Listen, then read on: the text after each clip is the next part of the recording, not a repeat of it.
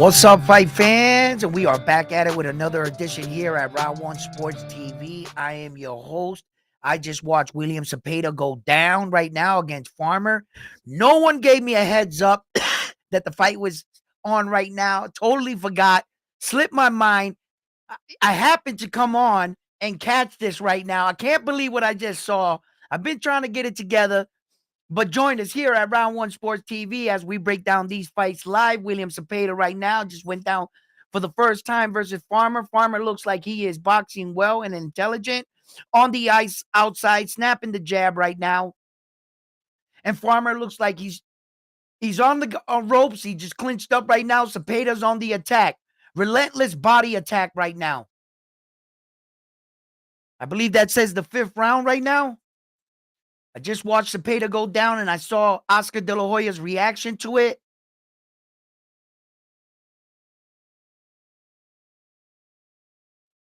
Farmer's, I'm applying a lot of pressure. And this is, Cepeda. And this is where Farmer has to weather this storm. And if he's going to decide to clinch up with him like this, he's really got to get Farmer's respect. He can't just let him fire off at the body like this and get nothing back. Because eventually, accumulation of these punches, Cepeda is pouring it on right now. This pressure is relentless. Farmer gets a slick uppercut on the inside, but Cepeda is just on him like a cheap suit.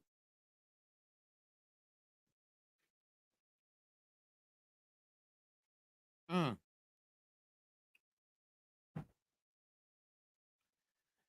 Wow. Farmer's starting to wither under this pressure right here from what I'm seeing. I'm getting a late start. Really didn't see the first 2, 3 rounds.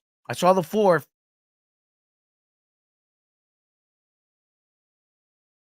What's up, guys? How you guys doing? All right, how you doing? In the building, baby.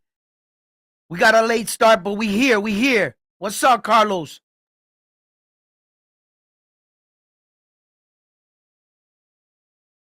Wow, Cepeda is really bringing it to Farmer right now. He's just throwing a volume of punches. He have not stopped throwing punches.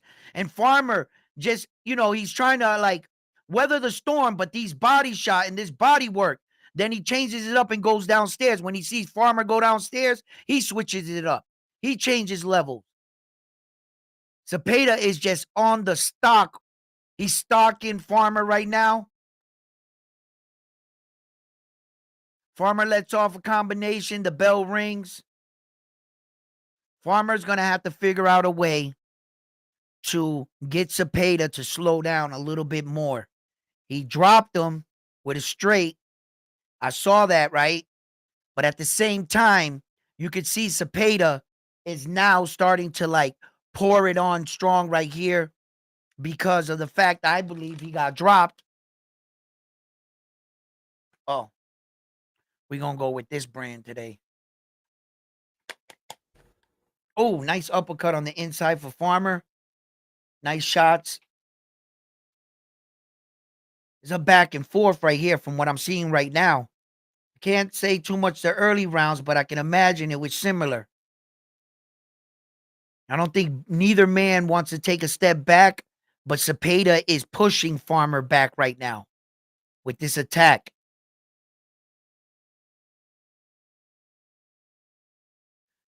So who guys, you guys been watching this from the beginning? How many fights went by so far and who won the fights between bam,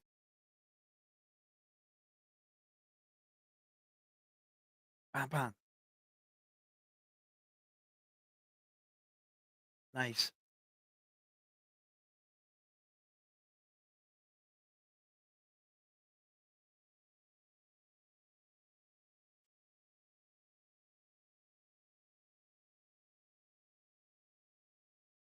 Nice shot. Nice. Okay, Farmer, I see you. Farmer had to have known what kind of night he was in for tonight. Him and his coaches, they had to have known this.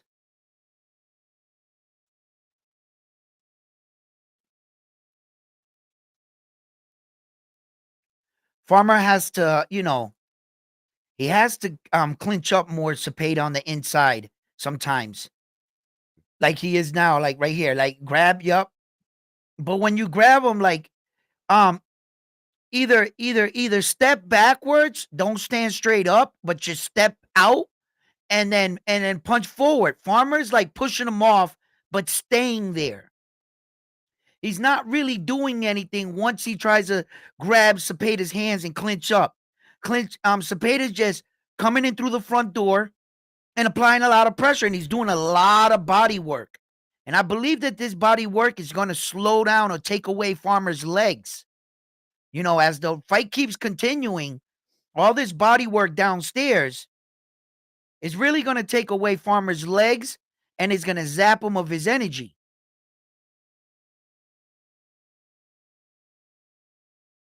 Come on, man.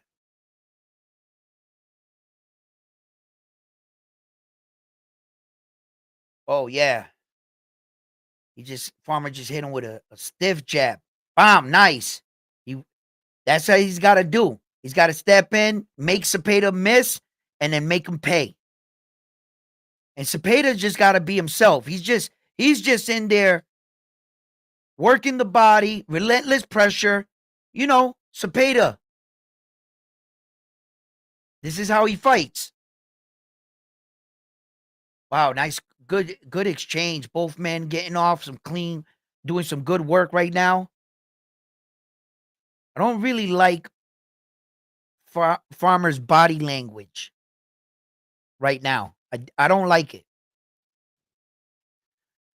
But I've seen Farmer fight like this and embrace this way of fighting, and like I just don't like his body language right now. I feel like Farmer's really being pushed, and at the end of every closing round, he seems more fatigued. In the beginning of the round, he's strong.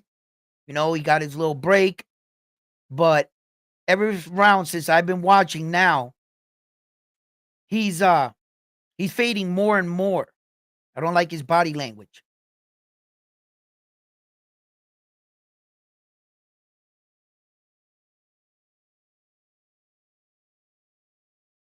Cepeda looks fresh, bro. Look at Panda giving him some instructions.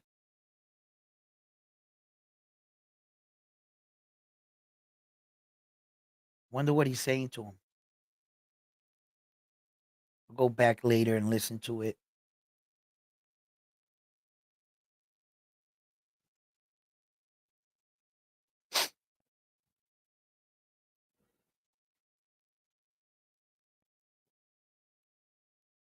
Let me know. Let me know in the comments who you got winning the fight so far. Who you got winning the fight?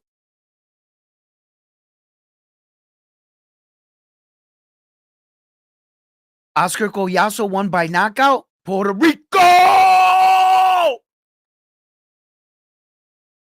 He's at the 105 division still. That was another title defense. If it was another title defense, please just give me a yes. That way I'm up on everything. Because you never know. Maybe somebody missed weight and the title wasn't on the line, whatever. And I might have missed that, or anything could have changed or happened. So if it was a title defense successful, just give me a yes in the comment, please. Carlos.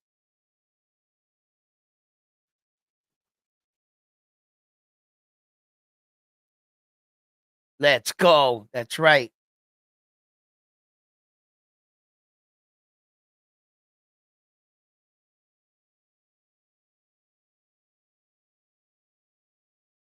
Wow.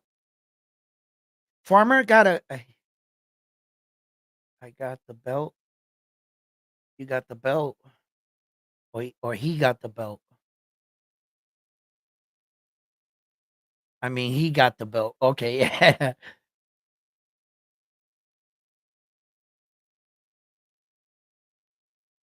Mm-mm-mm. Farmer has to make him miss a little. And Zepeda, man, I love this work he's doing. He's just being himself, man. Zepeda, man, for me, he's breaking Farmer down right now. Farmer's doing some good work right now too, but he's falling into Cepeda with like that fatigue type. He's just leaning into him. Cepeda was to pay attention a little bit more right now. He can catch Farmer leaning in with a huge uppercut. He could set him up for that uppercut. Farmer's thinking right now body, body, head, right? Cepeda's been going downstairs, then straight upstairs, right? That uppercut is there for him. Farmer leans in. So if Cepeda starts to hint right now that he's going to the body, because now he's standing straight up because he sees that Cepeda's head hunting. He's going for the face, right? He did a lot of good body work. Now he's going upstairs trying to put Farmer down. Okay?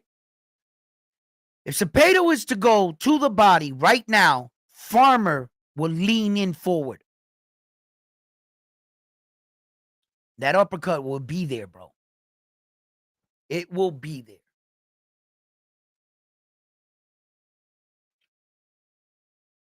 Wait a minute. We were talking about Oscar Goyaso. Carlos, check this out, right?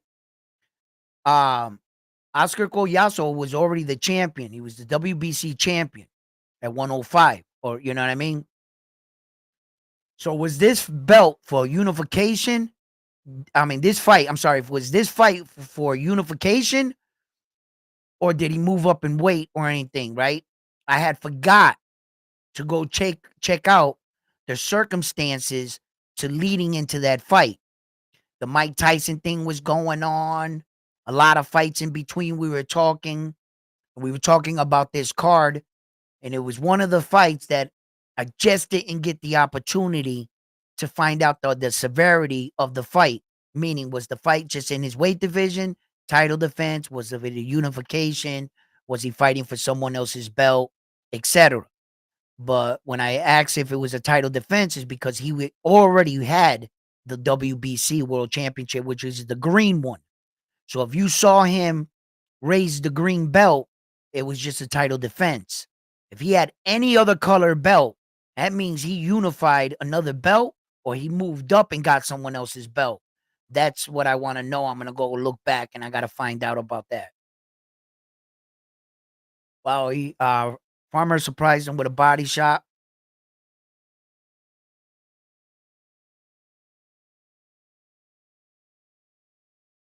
Farmer has to use his legs. I think I would rather take the chance of being more fatigued by my legs rather than standing there and letting Cepeda fire off on my body.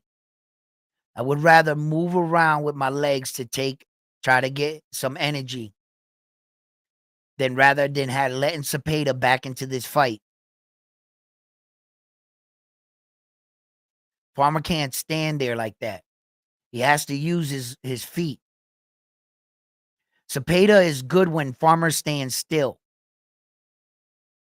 Once the Farmer stops moving is when a Cepeda starts doing work. He starts putting in that work. As long as Farmer doesn't stick around, Cepeda's is stalking him. Move your feet, switch angles, go right from left, switch it up from a distance. Don't do it in front of him. You know, um,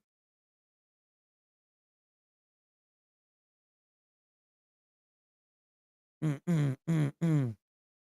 These boys are changing. Cepeda's doing some serious body work, bro. And that's his MO. When you're preparing for Cepeda fight, you had to have anticipated this.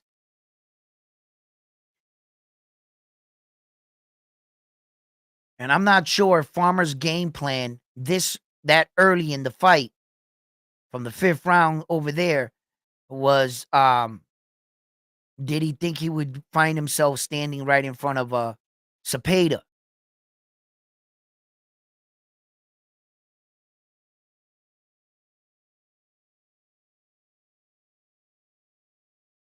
He let off like a 4-piece combination, Farmer on Cepeda. Right now, he's just moving back.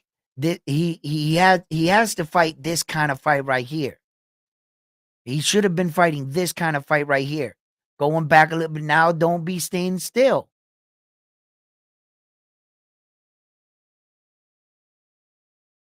Man, I don't like Farmer's body language at all. Cepeda is not giving him a chance to breathe, bro. He really isn't. Now, this is the one I want to see, Barboza Jr. And because they both need a big win. Whoever loses in this fight right here, good luck. I think both men are at a point in their career where, and they've been wanting to fight them. If you don't know the history between um Barboza Jr. and Ramirez here, right? You what was it? They scheduled a fight, right? One of them ended up pulling. Damn, now I'm starting to second guess. But I know that they scheduled the fight, one pulled out, they rescheduled it. It didn't happen for whatever reason. They made that fight between them like 3 or 4 times, I remember. And they never got around to fighting each other for whatever reasons it was. You know, and so they've been wanting to get at each other for a long time. So I want to see, where Barboza is at right now. Um, I think Barboza, wow, Cepeda, he is just relentless, bro. He is on Farmer. But you know what? Farmer's helping him. He's leaning right into him. He's somewhat exhausted, and he's just trying to grab Cepeda, and Cepeda keeps doing massive body work. Farmer, he had to have anticipated this, bro. You had to. This had to be one of the things that you knew that was gonna happen.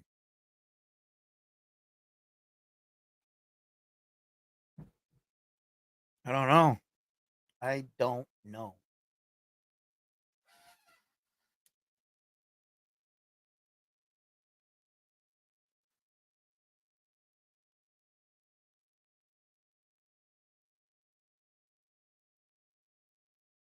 Cepeda's starting to throw that uppercut. He got caught right there by Farmer, got his attention.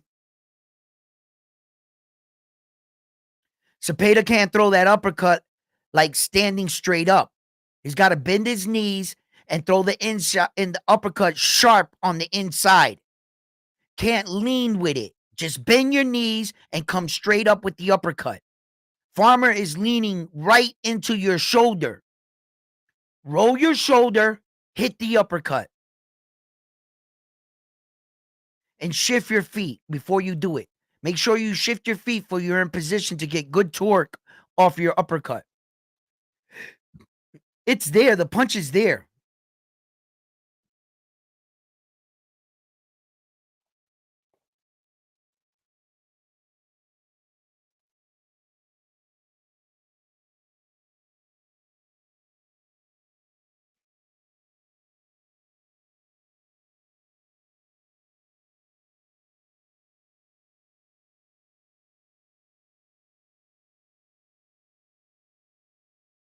Farmer is getting touched up, but he is making a miss, and he's connecting some big shots of his own. Cepeda is still working the body, and he's switching levels, going upstairs, exchanging. Cepeda, he utilizes his jab. Nice shot by Farmer. He hit him with a good left hook, a good one. Both of these guys are doing good work, but I just think Cepeda is out punching him. He's outworking him. He's definitely outworking Farmer in every round right now, I believe. But Farmer's sneaky. He's sneaky with his punches because he is effective with his punches, and when he throws them, he's landing them. He's landing his punches. What's up, Eco? What up, baby? How you doing? Salute.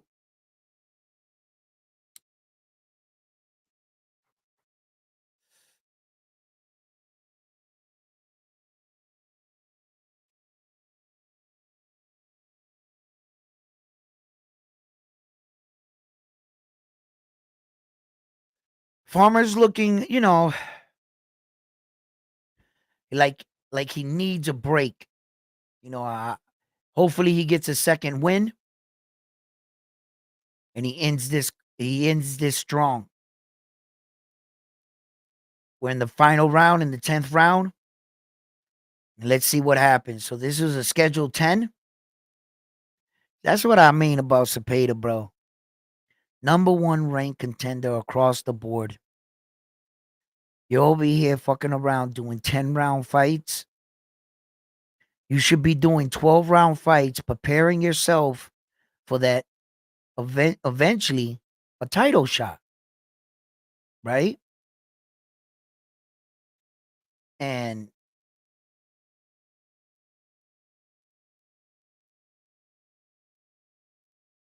mm, mm, mm.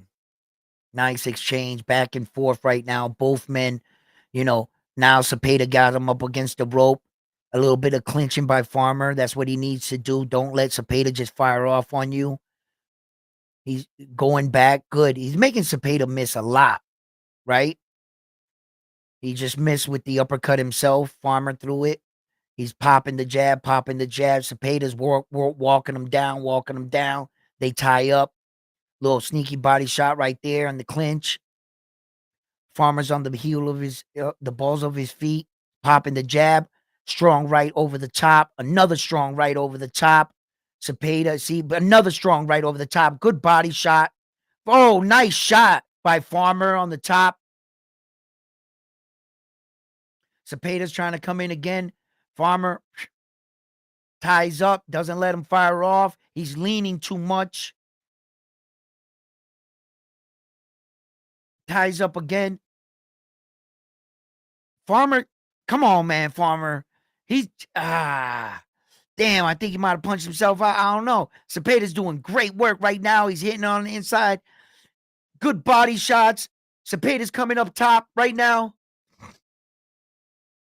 Farmer threw the jab. Oh, he tried to hit Cepeda with a good shot. Cepeda answers back with a great shot. And then Cepeda hits him with the hook over. Oh, both men are exchanging. Oh, Cepeda's landing. Cepeda's touching him. Touch, touch, touch.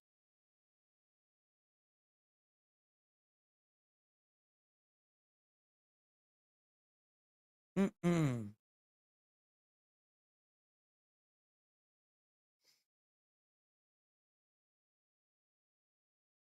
Nice shot. Good shot. Good shot. Wow.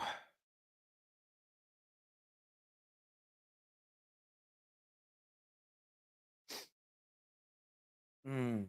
Cepeda's got is the more I think the more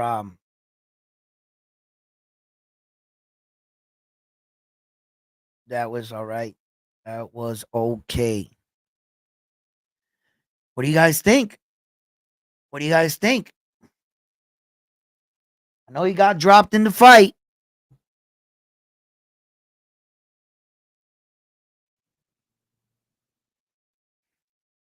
but did he win all those other rounds? And how did the judges see it?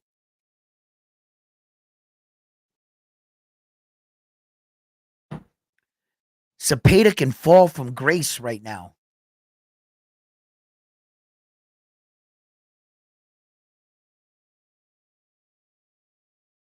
You still think Cepeda pulled it off, Carlos? I think he did too. Might have. He definitely outworked him, man. But I was seeing Farmer was getting good shots in too. You know, look at this. Farmer, boom, uppercut, bang. And remember, it's not all the touching you're doing to your opponent. No diddy, right? Um, because it's the effective punches. So, what do the judges feel whose punches were more effective? And Farmer was getting good reactions out of Cepeda when he did catch him, you know? So,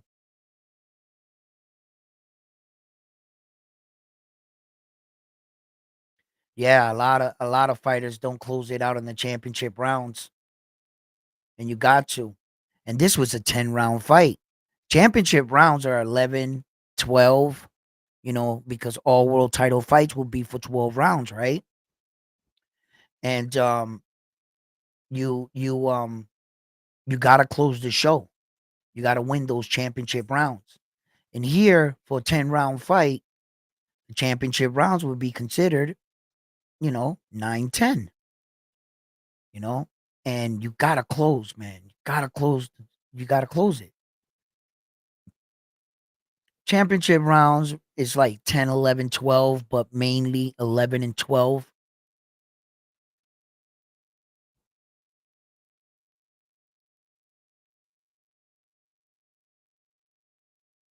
It was a good fight. This is a pretty good fight between William Cepeda and Farmer.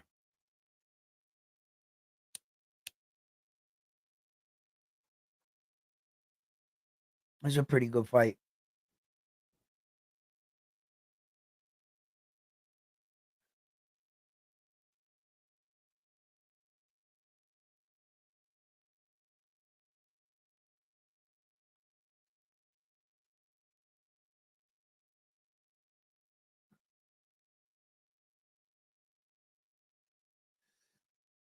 We're about to find out.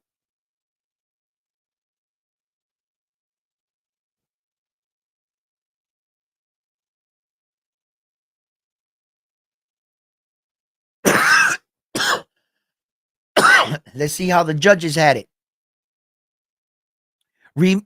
Can one of you guys type the scorecards for me because I got no sound with the fight?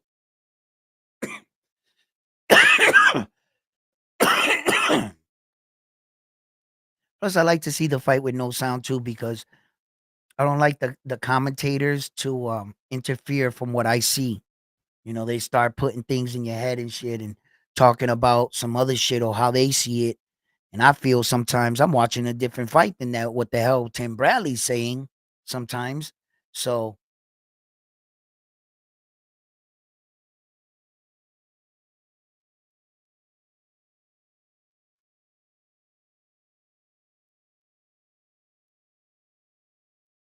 what they saying? Who won? Hold up.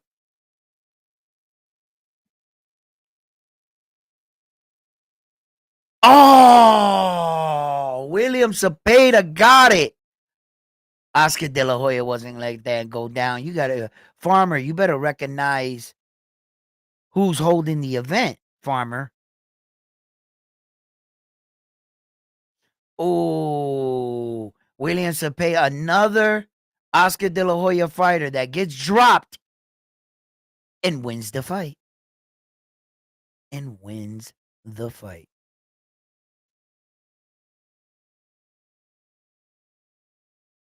Ortiz got dropped twice and won the fight. That's 4 fucking points right there. You get 4 points in a fight. How are you losing? Did you get wiped down every other round? Every round? Like, that's not what I saw.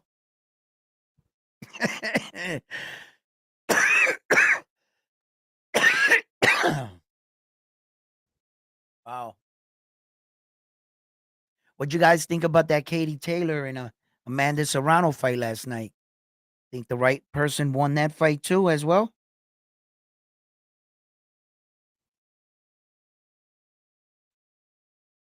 I think Amanda Serrano won that fight, bro. I think she got hit a little bit, touched up, and her neck was snapping back, and it was due to the cut she suffered on her eye. Maybe she felt a sense of urgency. She asked her corner, "Is it bad?" He said, "It's bad. They're probably gonna stop this fight." You know, uh, I'm not sure if she needed a better cut man in her corner. If anybody has never dealt with that kind of cut before, but I would have did everything I could to close that cut.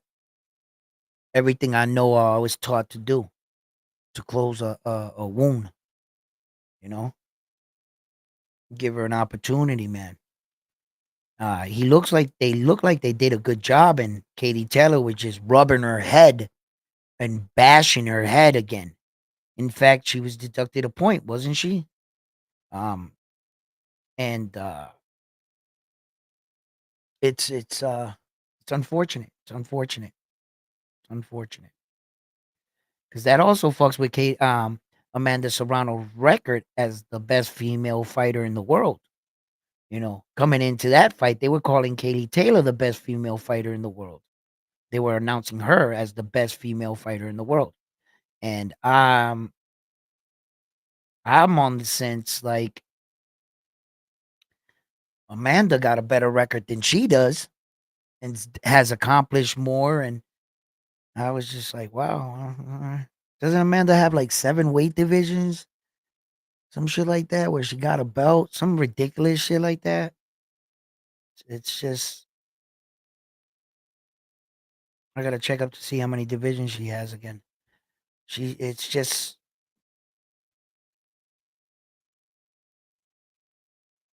what's William Cepeda saying? Who's he calling out? Is he calling out another cab driver? He always calls out the champions, but he never fights them. What's that belt he has on right there? William Cepeda. Where do you get that from? Where'd they make that out of? A hubcap? From a car? Is that what they did? They made a Mickey Mouse belt out of some hubcap pieces and spray painted it gold or something? Is that what they did?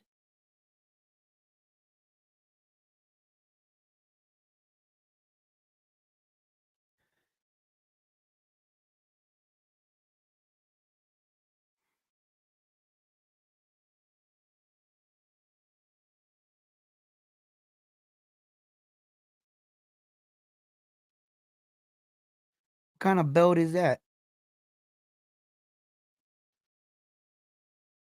I wanna know. It's probably the gold. He always has that shit. It's the WBC gold is what it is. I think it is.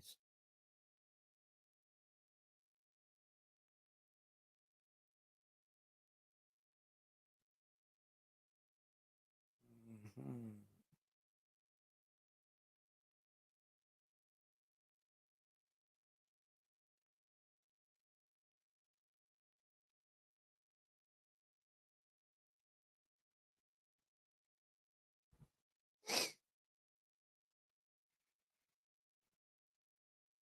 Mm-mm-mm.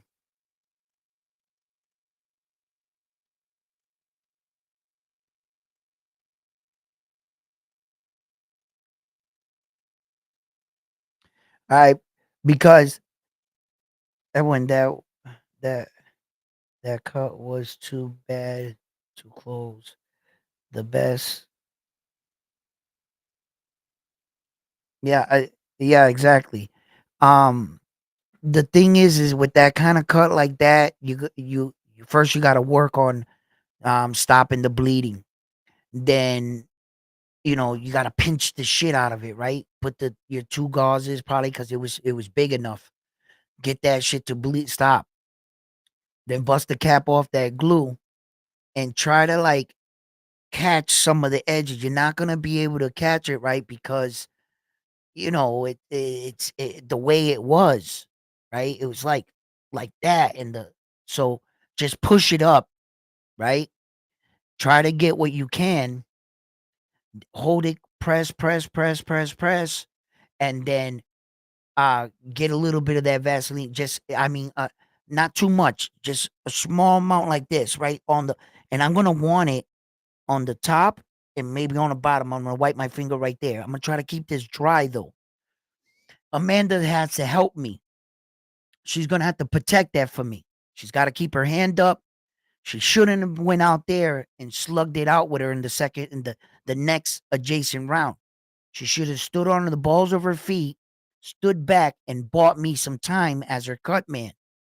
The next time she comes back, depending how much damage she took or if she was able to keep it, then I can work more. But if she keeps coming back a bloody mess and the cut keeps ripping, all I could do is just try to stop the bleeding in between the rounds. That's all I would be able to do. She's got to get her to stop hitting her eye. She's got to give me some time. See if I can seal it up little by little. The glue might have not caught in the middle with all the blood. It won't. Sometimes you got to get that shit dry. The Vaseline's going to make it slippery. That's why I'm not going to want globs of Vaseline in it. Plus, Vaseline doesn't stop bleeding. You know? So, I would have had to been in front of the cut to look at it. And from what I saw, it was a really bad one, man. It was her skin was like peeling down from her eye. Did you see it? It was just like a layer of skin. It was just like coming down. And it looks like they were trying to like get it to stick, and it was clumping. And now her face, her eye, that's going to leave a bad scar. You have to have a good plastic surgeon or, you know, sometimes for some of these cuts. And then you have nerves in your eyelid. She can get permanent damage in her eyelid where her eyelid droops. It'll droop. And one of them, her eye will be like mad awoke, and the other one will look like she just smoked 10 blunts. And that could affect you. Reed was like that. But I think he was born like that, or he had an accident or something. And his eye, when he would get hit in it, his eyelid was messed up. So, yeah, it was a bad cut. It was a bad cut, yeah. You know, Puerto Rican rum. What's up, baby?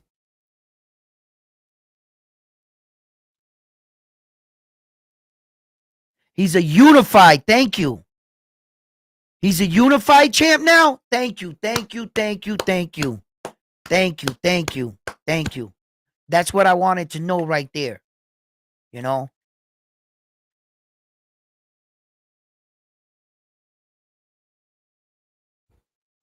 Yeah, she won the fight even with the gash on her eye. You know why she won the fight clearly, even with the gash on her eye, Carlos? Because they weren't supposed to award Katie Taylor that when the cut was initiated, the referee went to the judges and said it was an accidental headbutt. She wasn't supposed to get any credit or any points for the blood. If you punch somebody and it's deemed by a punch, you're awarded points. You could probably get a 10-8 round. The damage you did to your opponent. You see? So, even with the cut, she didn't get any points for it. Then she got a point deducted. And somehow still managed to win the fight. And Amanda Serrano was doing good work, had her going back until the cut started and she started getting confident. And the referee, the judging, they're watching this fight. How many times in the fight did the referee had to warn, give a second warning to Katie Taylor for using her forehead as a weapon? So the judges are viewing this. They're there, they're in attendance, they're judging the fight. And through all that, they still find a way. Really? Really? You got two eyes, right? You know what you saw last night? Enough said. They robbed my girl. They robbed her, bro. But like I said, I've seen that before in boxing.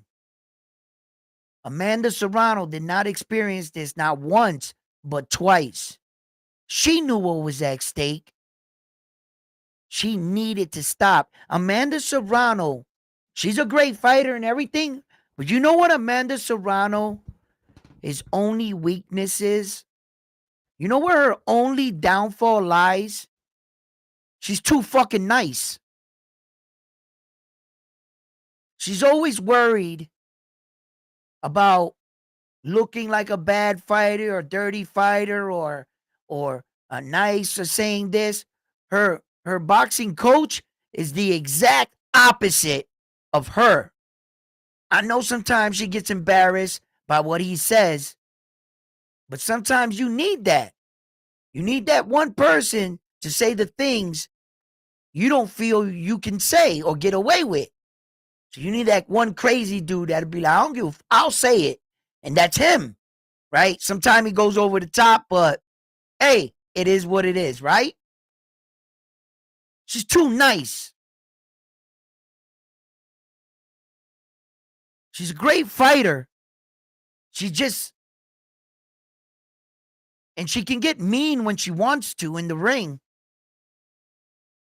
But she's so worried about playing by the rules that I don't know. If a dude would have kept headbutting me like Mike Tyson did to Evander, I don't know if I would have bite a dude's ear off. Mike Tyson was winning that fight when Evander Holyfield kept headbutting him. He fell, cut his eye, and Mike bit his ear off, right? So, but I might would have caught her with an elbow. Maybe. Yeah, I probably would have got her attention. You know, that's just like in that movie, what was it? The Longest Yard or whatever, and the referee's calling some bad plays, and he said, let him go by, and he hit the referee twice in the balls with the football, and he told him, yeah, you know, call a right game, you know. She'd have, she'd have been like, oh, you want to do that shit? Okay. Whap, whap. 2, 3 elbows right in there real quick. Yeah. You like hitting me with the head? Okay. Now, Amanda's never going to do that. She's never going to do that. She's never going to juega el sucio. Never. She's too nice, man. And Katie Taylor knows that, I think. And Taylor le juego sucio. She played her dirty in that fight. Yeah, because that was her only way to win. She had to play Amanda dirty. And she knows that about Amanda. She's fought Amanda for years. She knows that Amanda is a warrior and she can get nasty when you fight her straight up, but she gets a little rattled if you play Amanda dirty. Amanda doesn't respond well to that. She doesn't know what to do. She just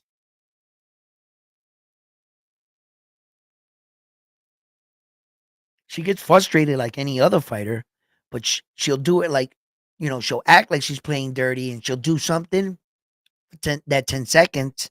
Rest of the fight, she's nice. You need to, when you're playing dirty, you need to remember that 2 rounds later and then whap! Oh, gotcha! Remember that? Remember that forehead?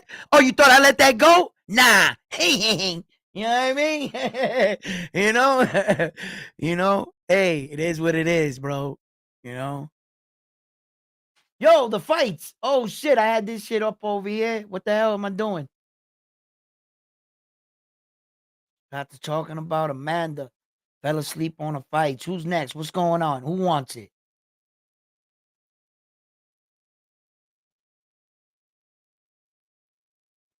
Who's getting in the ring next?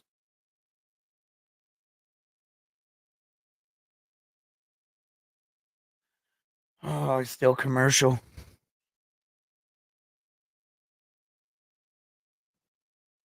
What up, Bam? How you doing, baby? Nah, picks it. Oh yeah, the picks. Get the picks in. Was that the co-main event? Where the picks at? Come on, man, you guys. Notre Dame's title is on the line. You see, Bam wants his belt back, right? Automatically, Bam comes. Yo, y'all made your picks yet? Yo, you see that? You see that? Oh no. We got a new champion of the world. Last night, he took Jake Paul unanimous decision. Really lame pick. You know what I mean? It's like the obvious win that we all knew was gonna happen. I thought we all like talked about it. We weren't gonna pick the winner. We were gonna try to manifest a different outcome. But no. That was the likely scenario of what was gonna happen. But Mike Tyson can take a moral victory. No, Barboza's coming in right now. So Barboza is fighting. Yeah, that's right. But we're going to get our picks in for the last fight. We can get some picks in right now for this one. Warm up to the event. The IBO title is on the line. The Notre Dame IBO title is on the line. I'm gonna take Barboza Jr. 6th round. I'm picking first today. First.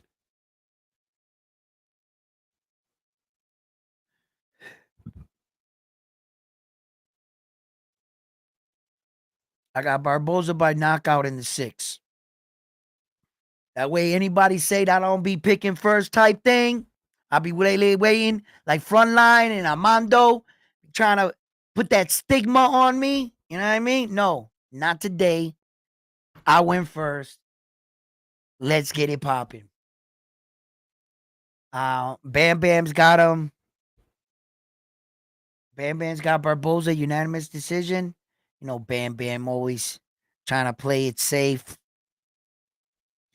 This ain't going the distance, Bam Bam.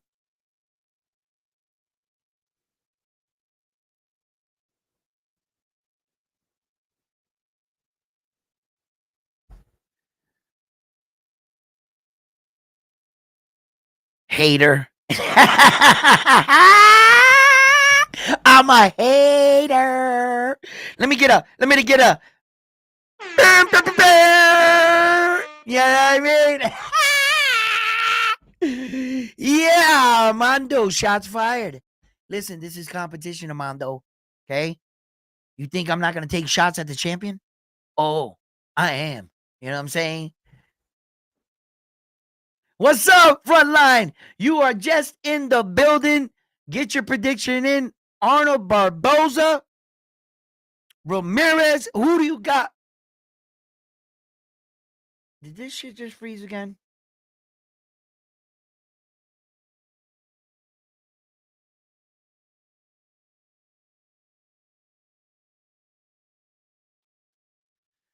All right, it's going. And look, Frontline. Today, this is the IBO championship right here, right? To the main event. And so we're gonna run this one right here. I picked first today. I picked first. My pick's already in. Front line. Where's your pick at?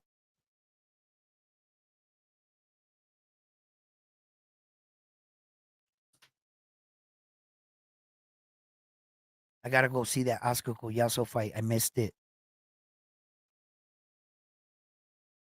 So he did end up unifying at 105 because he already had the WBC. That's what I wanted to know. I didn't have enough time to check out the severity of what was at stake in that fight. I wasn't sure if it was just a title defense, a unification, a step up in weight, multiple versions why men fight nowadays. I didn't have time to look that one up, but gotta go check that out. PR Rum, yeah.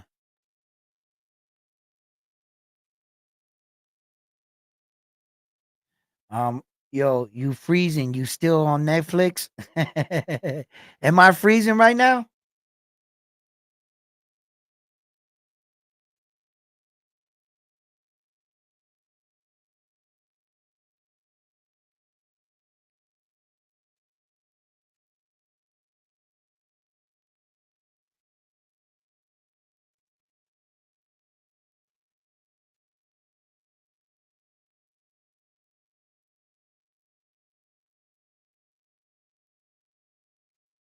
Collazo is the WBO, WBA, and Ring Magazine champion. Didn't Collazo have the WBC? Am I getting him confused with somebody else? He's the lightest Puerto Rican champion. He had the WBO first? Because I damn well know he didn't have that WBA, that black belt around his belt, around his waist. Maybe he had one like at some point in his career, why do I see him with the WBC in my head? Matter of fact, no more guessing. Dun, dun, dun, dun. Okay, where are you? Yeah, so 112, 108. Here it is. 115. Oscar Collazo. Oscar Collazo is the WBO world champion, right? Holy shit, he is the WBO world champ. I thought he had the WBC like a motherfucker. Yo, I was convinced. Maybe I don't know. I'm seeing him in too much boxing sometimes. You gotta back away sometimes and relook your shit up because just so much boxing in my head, right? So okay, he came into the fight 11-0, and he was the champion. So if he fought for the WBA, which was that, yeah, that's that guy right there. Unified, yeah, that's official. All right. That was the guy's name on the card. He was the WA.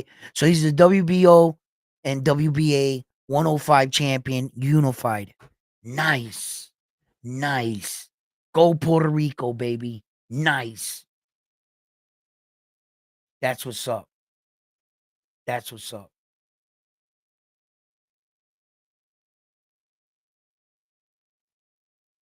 Now this fight is not even streaming right now, bro.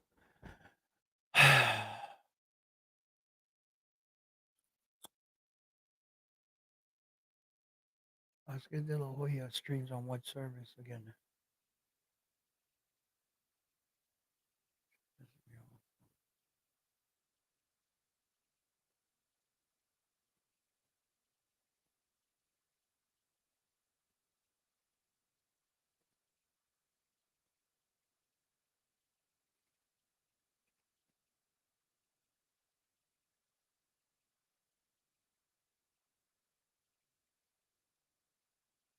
He's got it all. You see it.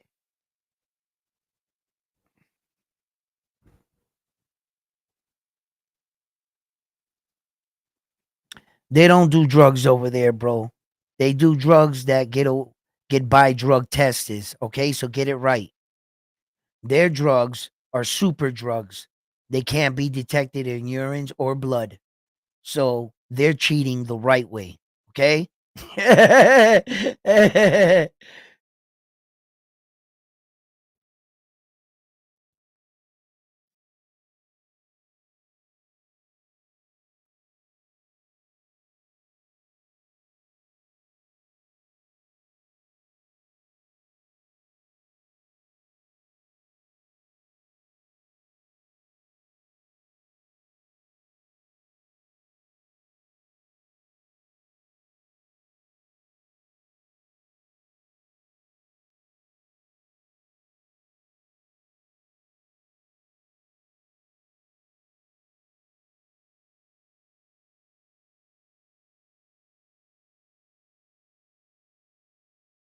This would be a huge upset, man, if he could pull this off, bro, against Barboza.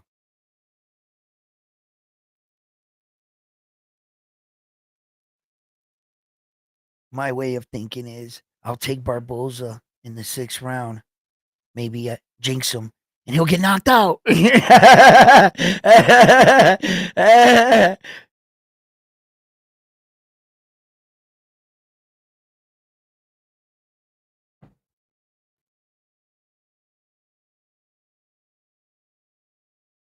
Ramirez is being smart, right? I keep saying his name wrong, right? Ramirez is doing the right thing. He's fighting intelligent, right? Barboza is smart. He'll pity pat, pop pop. Then he'll come out with his real true speed, right? And he tries to throw the jab this way on the inside, right? Now, Ramirez, the only thing he can do is be lulled to sleep, that thinking this is what Barboza got. He's He's ooh, nice shot by Ramirez off the rope. Good shot there at the closing sequence of round one. Now, you see, what I think that Barboza is gonna have success on is that burst that he has, and where he throws either the left or the right over the top, and he'll snap it off Ramirez's side of his head. Now, the distance that Ramirez was showing in the first round, he was trying to manage that distance so that if he crossed the threshold, he'd give him something, block, and then allow Barboza to punch and counter off his punches. Right? Okay. So the thing is that both men got, good pop in their punches. I think equally both men could hurt each other. Um, and whatever game plan he has for Barboza, he has to remember every round you have to push your game plan onto your fighter. You got to remember that when every round closes, right, you feel like you've done enough. You don't want to start counting rounds in your head. That's the worst. That's the worst place to be at. You don't want to do that. You see that sneaky shot over the top Barboza hit him with?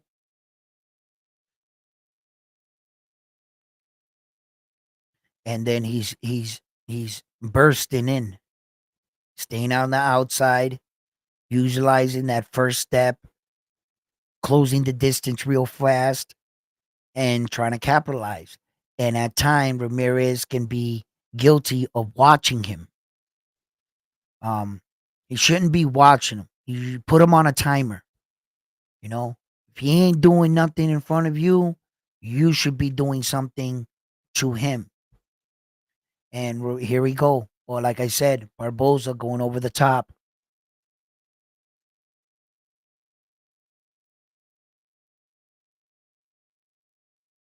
Mm,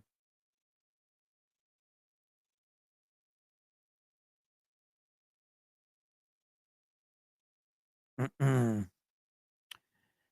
Uh, rem- he's got to do some kind of work right now. He falls asleep in front of him, and he's like waiting for Barboza. And at times he's just watching him. He's not using his footwork, try to create angles, and he's really not using his jab to do anything. He's just pawing it out there. And Barboza is trying to find his entrance. He's making reads right now. They're tying up clinch on the inside, but Ramirez really needs to get a little bit busier with his punches for me. Good, good, good, good, good. See, Barboza's getting a little frustrated coming in. Maybe Ramirez's game plan is to see if he can get him frustrated and capitalize on counters and him coming in. He might be banking on that. Wait for him to throw punches, Ramirez. Get him. He'll get impatient. He'll come in and you'll get your opportunities. That's one way of thinking about how to fight. Yes. And also preserving your energy for the later half of the fight. So these are all strategies that, it could be playing out 100%.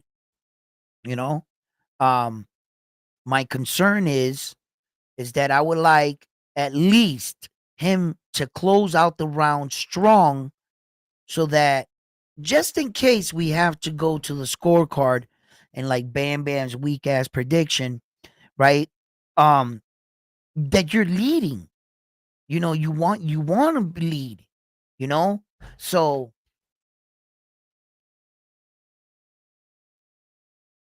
like I snuck that in there. I know.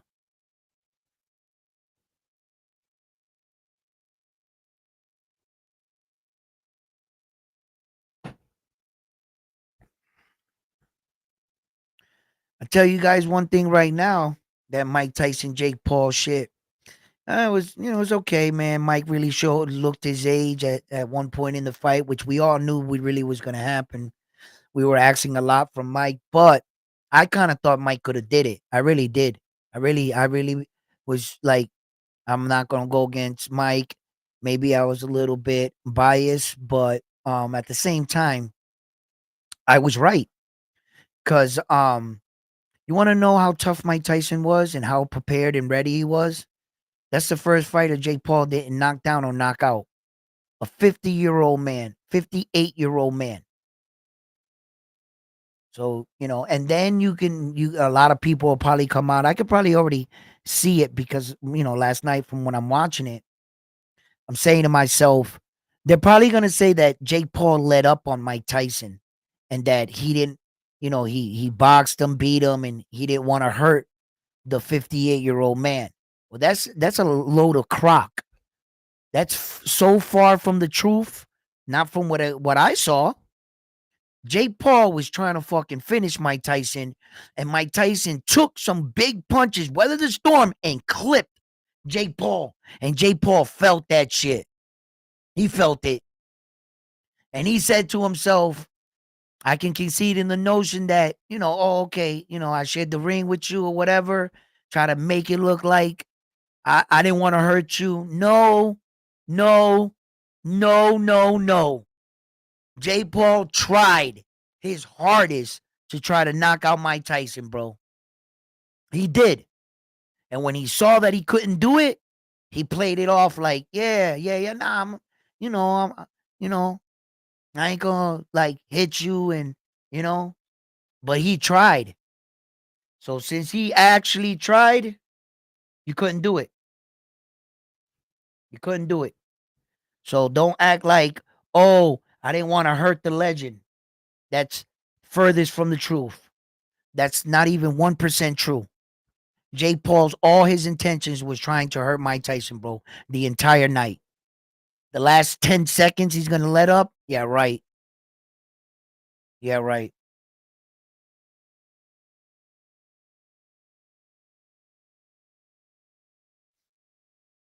Ooh.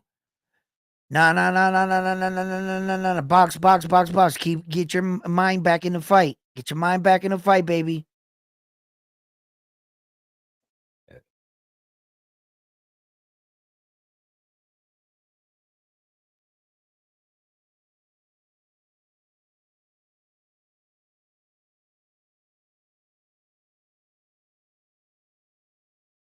No, no, no.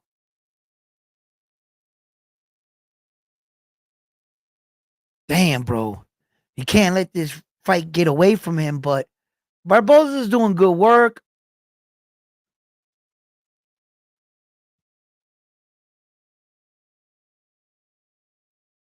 Arnold Barboza gotta just he's gotta just like settle down a little bit more. Just like try to like what the fuck is that? All right. He's gotta like he's not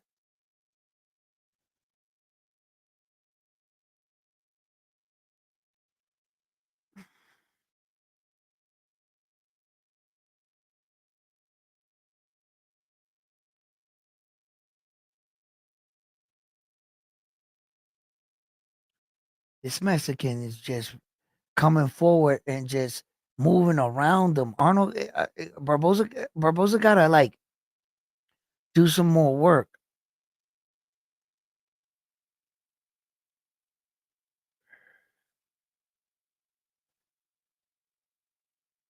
They're like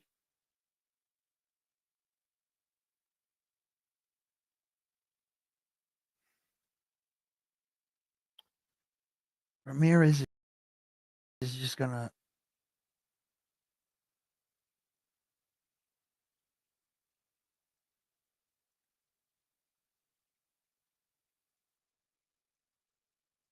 I like what he's doing right now. I like how the fight's starting to open up right now. Now it looks like both fighters are like fighting strong. They're fighting a lot stronger right now. That's good. That's good. That's better. That's better. See that there's a lot of things that go on in boxing that you never know what someone's fight plan is. You don't. And you don't know if they are preparing themselves for the long haul and um they're going to fight stronger going down the stretch. Um is that what they're about in the first 2 3 rounds? Um did they show you everything? Did they not? And now that's where you start to see. You start to see that the fight starts to change a little. You start to see that both these men had a game plan. Both these men, you know, they studied each other. They knew to fight a certain way in the beginning. They knew to, you know, Arnold Barboza's got to land a big shot right now. Like, he doesn't have to, but I would like him to. I would like him to give him a little bit something more. Now, um, Ramirez here, I mean, he's doing good, like with the little bobbing and weaving and everything, not keeping your head on the center line. Um, Barboza doesn't want to overextend himself. He doesn't want to throw down the left and straight right and leave himself in a position where Ramirez can slip the punch and come under with an uppercut or a body shot. So, and Barboza reads that. He's not stupid. He doesn't want to overextend. And Ramirez is feeling like, you know, he's winning these rounds and that he's doing really good work. Now Barboza at the same time has been guilty of the same thing I talk about. He's watching Ramirez a little too much sometimes, and both men are trying to like play that game where to get the other guy frustrated to make him come in so that they can capitalize. Okay, and in these sequences right here, you got to kind of like wake up. You got to wake up in the moment and you got to know when this guy is trying to take a breath, a break. He probably came out, let's say, let's play it out.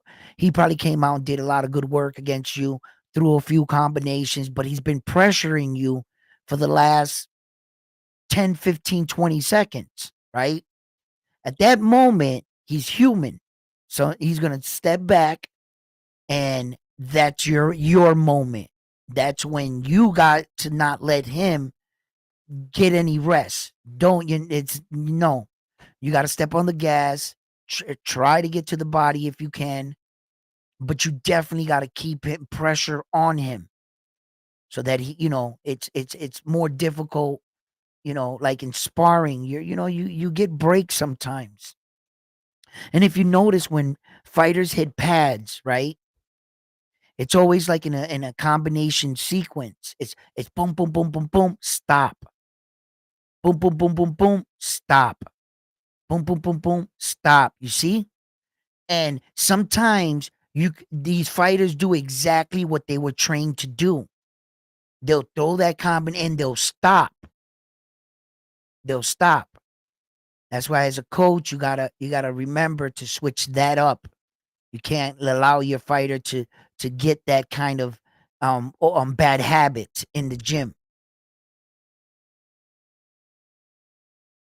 After these combinations, it's up to you as a fighter to put together what the coaches taught you what to do. I can teach you how to throw a right, a left, an uppercut. You're in there fighting. It's up to you to put it together. This is not like a robots. The next guy doesn't do the same things, and you don't do the same things. But we worked on these punches. You have these punches in your arsenal. Put them together. Put them put them together the way we trained. That's your job as a fighter.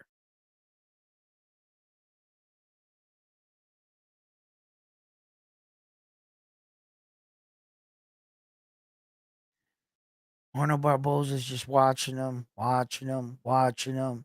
Ramirez is watching him, watching him, watching him. Um, Both decided to let each other breathe. No, no bueno. Arnold Barboza, I feel like he should take these opportunities not to allow him to push, like get him. He shoved him back, which was cool, but that takes strength to do too. And um, the top Mexican fighters typically fight coming forward, and that's always been their MO. You know, so that's a good sequence of punches right there. Good sequence of punches. Arnold's. I don't know. I don't know. I don't know who's winning these rounds.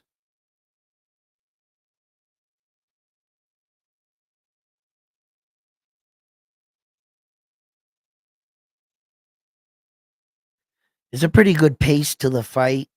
Not the fastest. Good, good, good pace though to the fight. That was the shot I saw. That was a good shot right there. He wore it well. He took it well. Arnold Barboza took the punch well, but he set that up.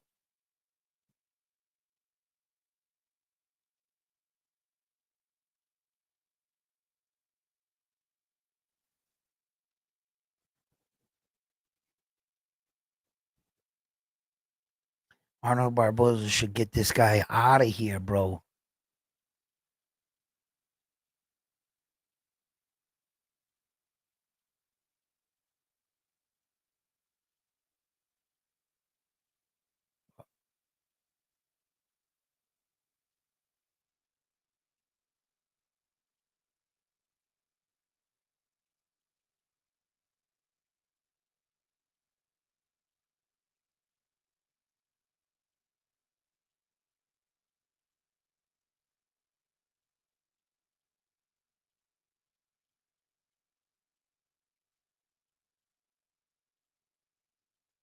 He's hitting him with that nice check hook. It's good. Um, the Mexican is leaning a little bit when he's coming in. He's leaning to his left, and he timed them with that. But I don't. He quickly made the adjustment, and now he's leaning. Well, he's going back and forth. He leaned to the right more now, and he's throwing the jab straight. He can't just watch him, bro. It's not gonna be good for you. Oh, good, good shot, good shot.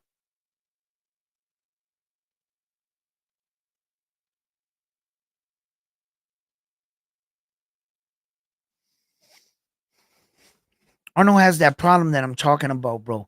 He does his combination, he stops. If you could time him on the way out of his punches, you'll catch him. He goes pop, pop, pop, stop, pop, stop, jab, stop, jab, jab. Look, wait, wait, watch. One, two. Oh, right, right. Mm. He's on the wrong side.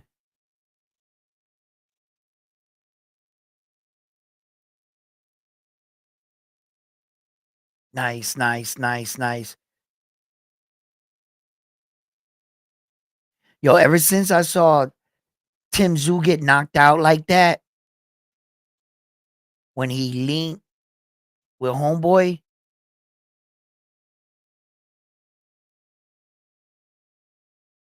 that I start seeing a lot more fighters doing some of the most common mistakes, right? Oh, good exchange. Yes. Come on, man, Barboza. Ah, good exchange. Good that yo, them 50-50 exchanges when they both stand there in the front and they both throw their jab and they shoot their power shots. That's 50-50, baby. It's whether you hit him first or he hits you.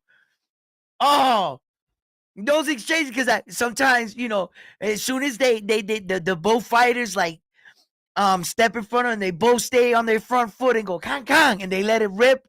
Sometimes you're gonna see one of them drop.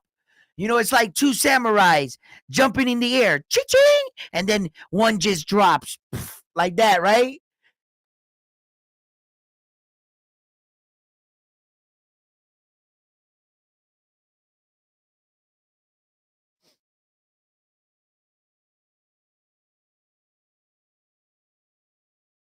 I think the more pressure of this fight right here is coming from Ramirez, and pretty much he's had Arnold Barboza going backwards all night. And then I didn't want him to just sit in front of Arnold Barboza and watch him. And then he started becoming more active, more active, more active after the third round. And then Arnold was started to just watch him. And then he wasn't doing nothing. So they kind of switched a little bit of the roles. Then Arnold Barboza, right? His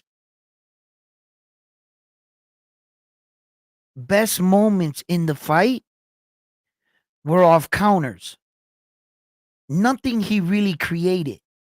Nothing he's really, his a lot of his success is only coming off of Ramirez's work. It's coming off of his work.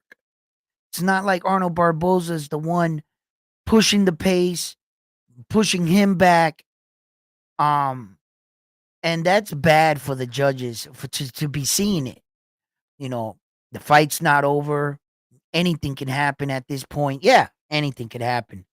Um, but this Ramirez looks like he's getting stronger and stronger, and Arnold is just standing in front of him, like watching him now, and he's the one that's not doing. Ramirez should have just. Oh, I hate that move, bro.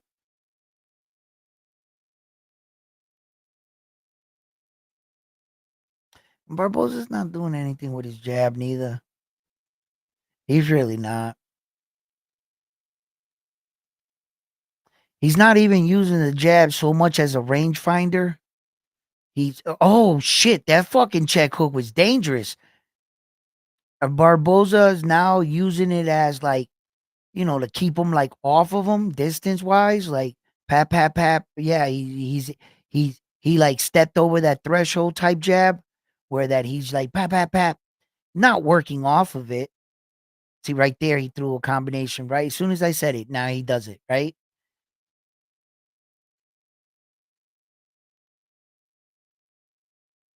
There you go. That's better work off your jab. One upstairs, one downstairs. Change it up. He threw the jab, threw the right over it. Boom. Um, start tapping him with the jab to try to set up your right or your check hook. Step back, step back. Now circle out this way, and use your jab while you're circling, bro. Just don't.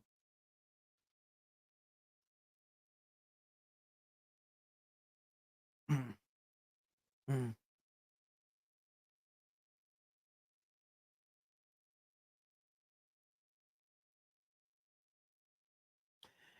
When you see you gotta gamble sometimes, right? Sometimes you'll get caught. I understand this, right? But you gotta gamble sometimes, right? And in some of these exchanges, Ramos is watching Barboza, right? This is what Barboza's doing. Barboza's doing the right shit. He is, and he's stepping back the right way. He's utilizing his knees. He's doing the right shit, right? But if you notice, if he starts to circle this way, the way Ramirez is countering that, he's shifting his feet like that, right in front of him, right? So it kind of cuts him off, right? And he's like trying to take that away from it. in that moment when he's cutting him off like that, there's an opportunity, but it can go both ways. It's a dangerous one. That's where you can try to, like, if he times you, you can get caught. But watch his feet. Bam, bam, snap the jab out there, and then he puts it back. Good, good, good. Now, Arnold, what are you doing? What are you doing with the jab? Why did you just throw out there? Boop, shoom, shoom. Now he's attacking you and you're retreating. So, okay, so what was your plan there? Okay, so now boom, boom, boom. Nice, good combination. See, Arnold's nice and he's fast when he wants to be. And then not that was a sneaky uppercut. And Ramirez is getting a little, and then it's starting to pay off, or maybe it's starting to pay off. Maybe all that outside on the thing, and Ramirez is coming in trying to take more chances, and Arnold pulled the trigger. Ooh, miss opportunity right there.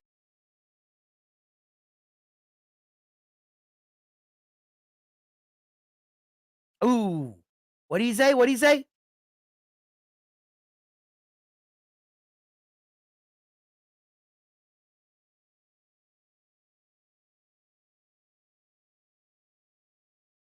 Ooh, Matias fight could have been one of these, like a fight like that. It could have been a good opponent for Subriel Matias, and that would have been like, I wonder what Subriel's gonna do now. Only time is gonna tell.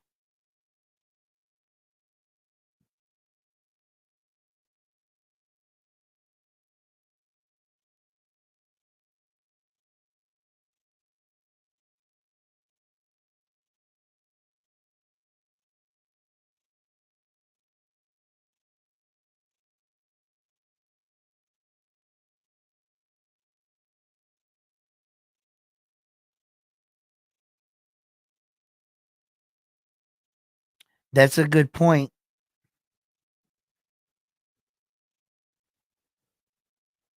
I gotta see the Oscar Collazo fight, guys. Like I repeated, like I didn't get to see it. I barely got on in time for this. Nobody, and I mean nobody that works at Round One Sports Talk called me and let me know that we were having early fights. Bam bam. We're gonna pull your resume. We're gonna check you out again. I might have this complete stranger that knows about golf. I might bring him in. Maybe he can be more, helpful than you notifying me that the fights were on. You know what I'm saying? No one gave me the heads up. I had to come on, find it out for myself, and was like, oh, snap, that's right. Some of us is not, some of we fall asleep behind the wheel on it. Ooh, he pieced him right there. Barboza.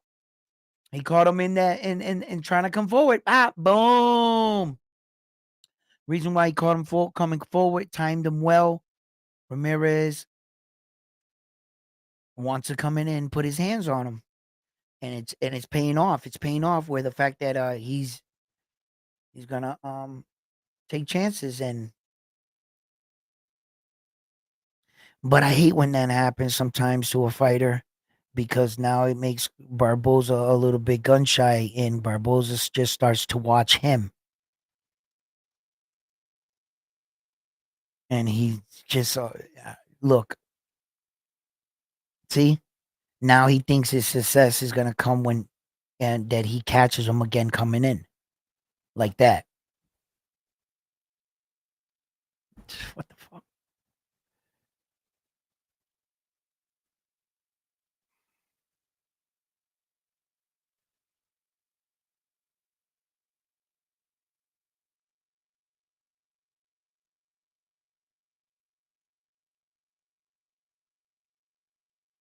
That's Armando's job. Armando, report to the office. Armando, Report to the office.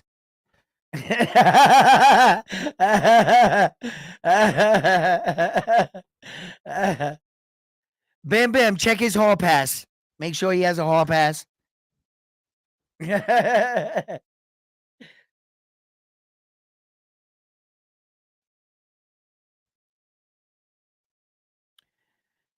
Ramirez is really pouring it on strong right now. He's putting a lot of pressure on Barboza.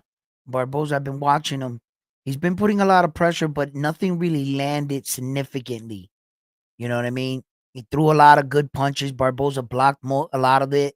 You know, he got some in, but didn't really, you know, you could tell that Barboza's really concentrated on taking away those body shots so that Ramirez doesn't go down to the stairs to the body. And he's real like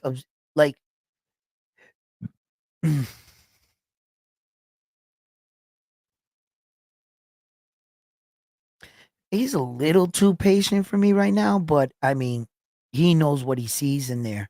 Um, Ramirez is giving him opportunities. He's being the aggressive going forward. Oh, and in doing so, you can pay the price as well. So, that's it's this is boxing. Armando, yo, someone threw you under the bus, bro. Yo, they ran you over. They backed up. Yo, and you know how when you have like that camera that tells you that you just ran over somebody?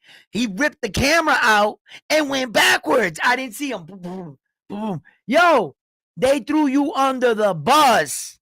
I ain't gonna say no name, Bam Bam. Bam Bam threw you under the bus. But after that, I ain't saying no names. I yo.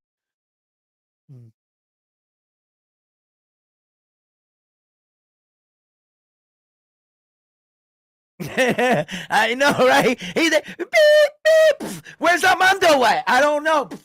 Oh, let's put it forward. I'm looking for him. I went, yo, he put him under the bus, man. Damn. Where's the love at?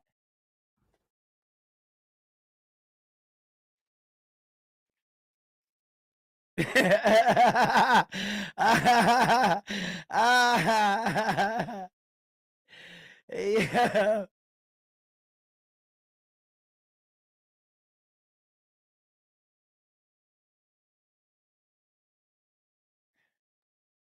Well, I can do that. I can do that because I was the originator of the event. See what I'm saying? See, so I get away with that. Right front line? Yeah.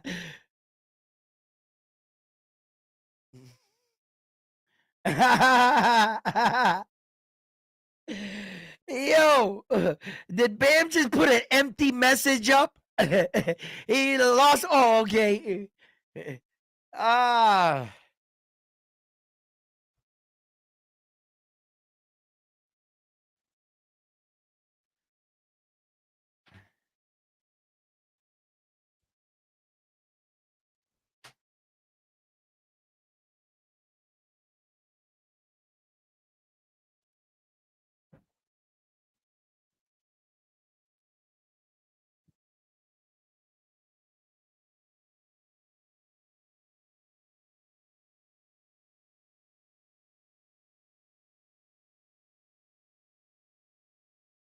good shot. Good shirt. You could see that Arnold Barboza's game plan was to stay on the outside and allow Ramirez to be aggressive and try to use his aggression against him. That's basically what his game plan has been. I never know what these guys' intentions are. Um, I can only point out things that I would like them to do, whatever, but they obviously trained and they have their focus and they have a game plan. And, now it's really clear and apparent what Arnold Barboza's game plan was. He's in great shape. He's not fatigued. He's not scared. Um, and he's fighting. But this was his game plan.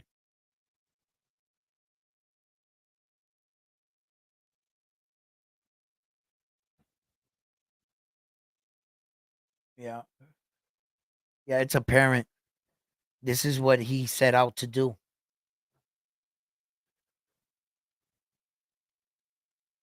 See, not all fighters fight like this. Not all fighters have game plans. Not all fighters come into fights studying an opponent, looking at tape.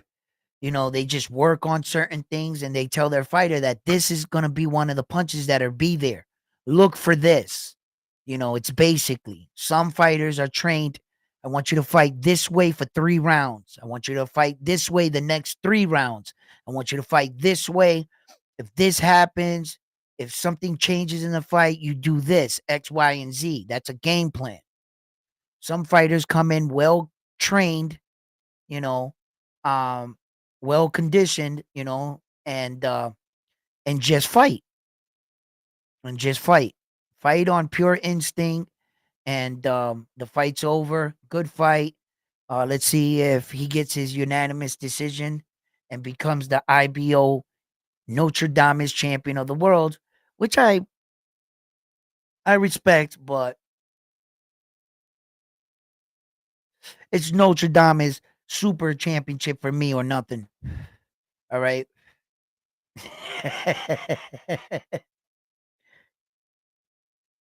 Who do you guys think just won that fight right there?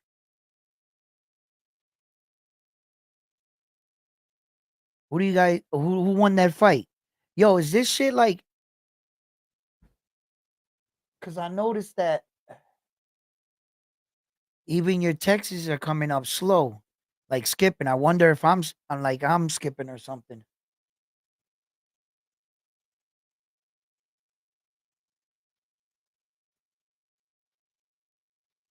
I wonder if the TV's on in the other room too.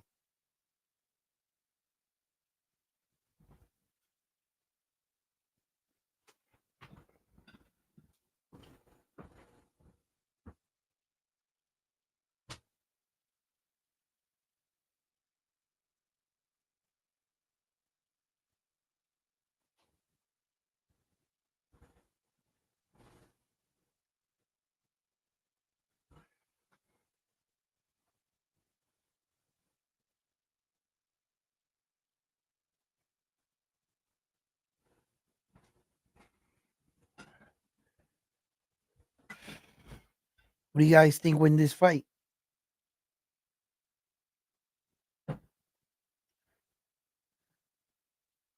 Barboza won the fight, you think so? I think Ramirez did a lot of good work in the middle rounds. Barboza started like settling on the fact that he was just going to catch him coming in on counters, and he was going to try to land some hard shots. He had him fighting on the back foot a lot of the night. Uh, there was a few times both men exchanged big punches in the ring, and they threw some big. Look at Ortiz right there in the corner, and Ramirez's corner. Virgil Ortiz. He's in the back in all black.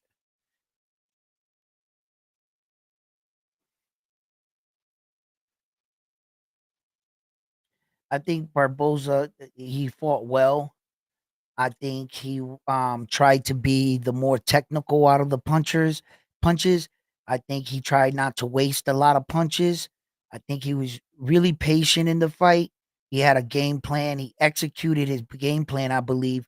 Barboza's game plan, I don't believe got to be executed the way he wanted it. I mean, Ramirez's game plan didn't get executed the way I think he wanted it. But Barboza, I think for the most part, did exactly what he went in the ring to do. You could see that Barboza never even shifted out of what he was doing. He stood the course. He wanted to stay on the outside. He wanted um to engage in encounters and stuff. And I think he was a little bit more accurate and effective with his punches. Ramirez had to take a little bit more chances. He got caught coming in a couple times, So, yeah, Arnold Barboza got the win. Got the win. There you go. He got the win. Nice, nice, nice, nice. So now,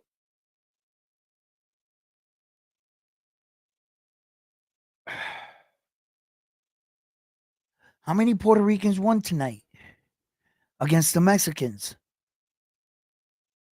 This is a big card right here. We can't fall asleep on this. Hold up. Uh, um, who's winning right now on the 5-on-5? I didn't catch any of the early fights. Like I said, I didn't see the Collazo fight. I didn't see any of the early fights. I came in on the Farmer fight.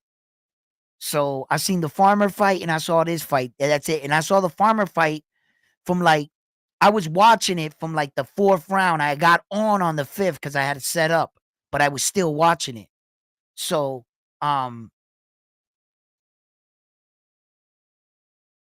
Elwin's mad. I'm mad. Oh, why am I mad? Why am I mad? Because Arnold Barboza won in a unanimous decision. Nobody had unanimous decision. We don't have paperwork on that. You know what I'm saying? Because we don't bet these co-main event fights. You know what I mean? What we do around here is we do the main event. So, you know what I mean? It's, crying over an interim championship that just got invented yesterday.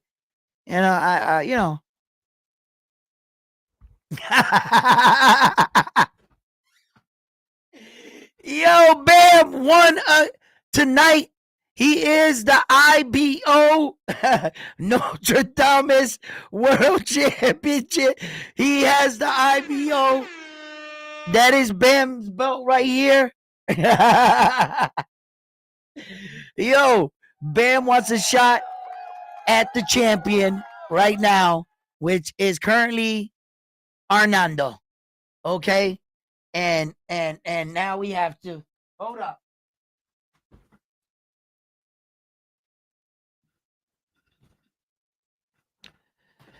Bam wants to come in the live late, call a fight on one of those safety fights. You know how we feel around here about unanimous decisions.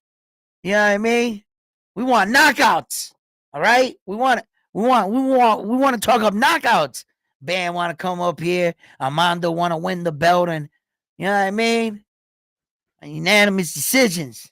It's not their fault. These guys should have knocked each other out. And Bam and Armando would not be the Notre Dame world champion. It would be me. You know what I mean?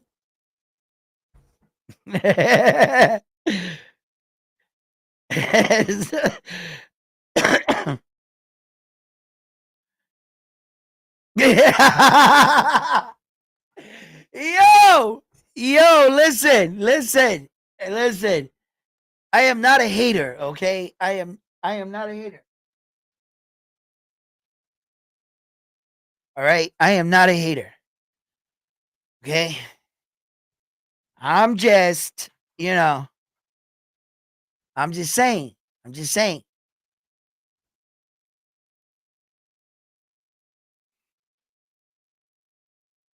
Yes.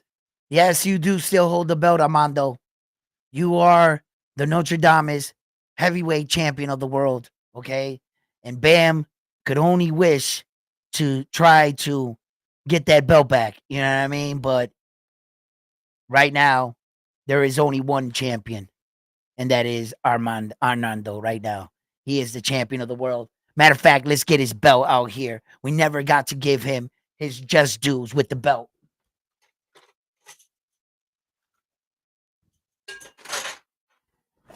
Arnaldo, the heavyweight champion of the world. This.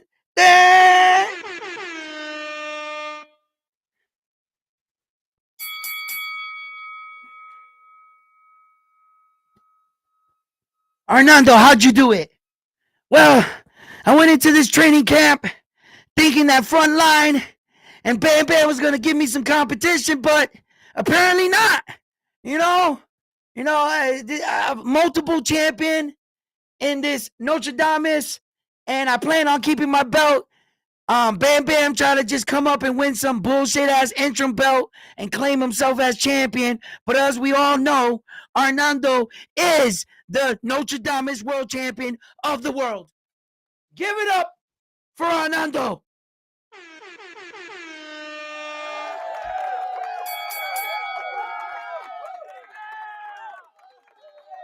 All right. You had your 5 minutes of fame.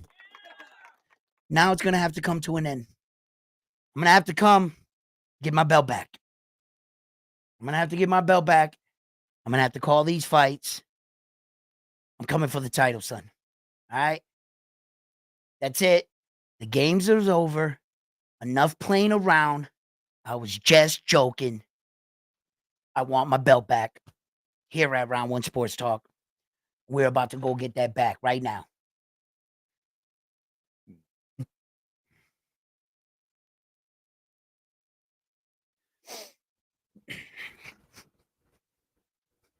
I'm training. Hernando, you're going down.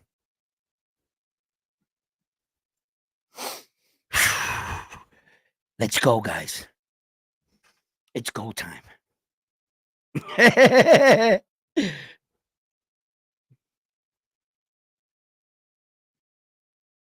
Yo. But Bam Bam did get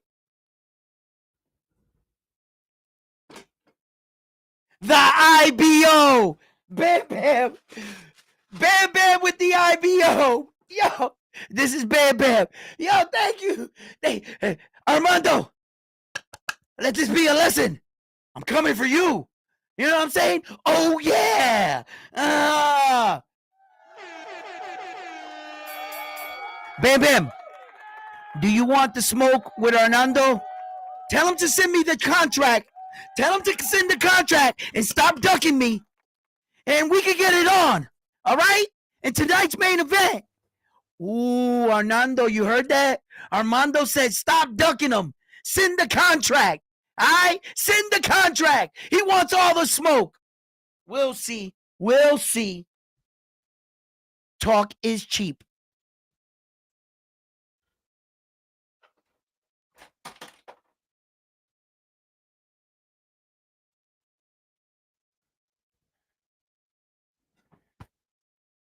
Uh-oh. He said, send the contract.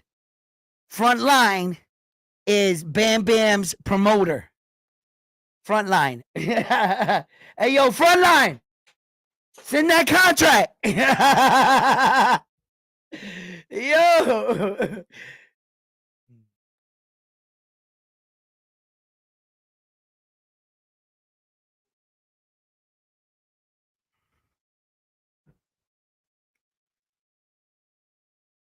Latino Night. Riyadh season.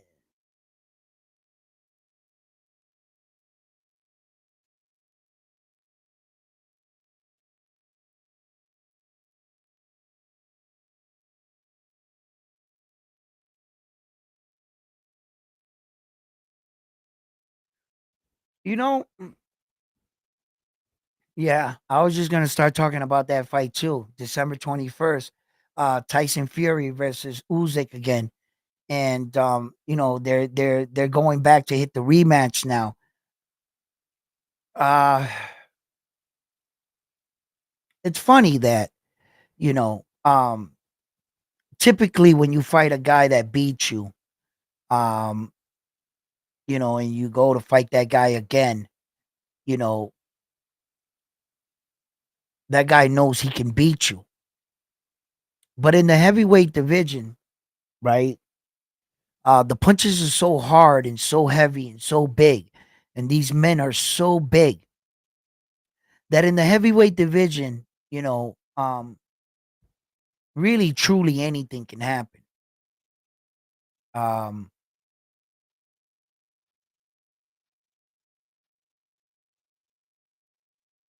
wow, this venue's not packed yet.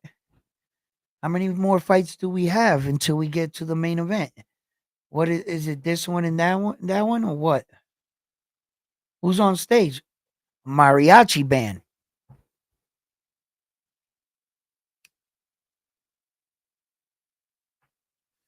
Is this the main? No, this is not the main event, right?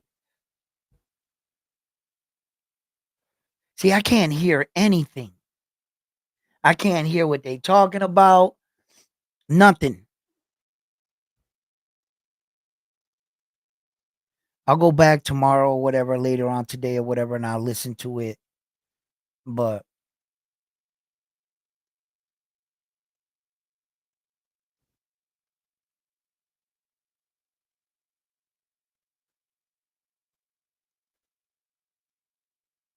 Frontline sent the contract. He sent the contract. Yo, Frontline sent the contract. I didn't see that. I had the thing up. Yo, he wrote it out. Armando agreed to the stipulations. Yo, just send the contract. Just send it, he said. Yo. Yo, Frontline sent the contract. Sign it. He put the pen with the con. Yeah. Here we go. Contracts have been signed. They have been sent. The Notre Dame's title is on the line.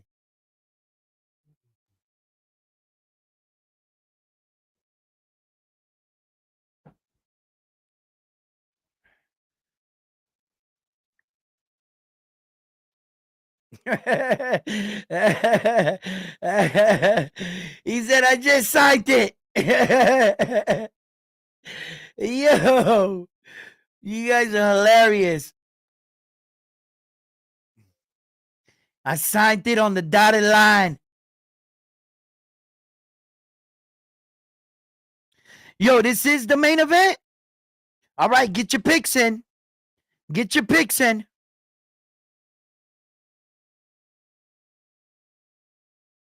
Bam, if you don't perform, you're fired. Yo, Frontline straight Ed Hearns. Ed Hearns, Frontline. Yo.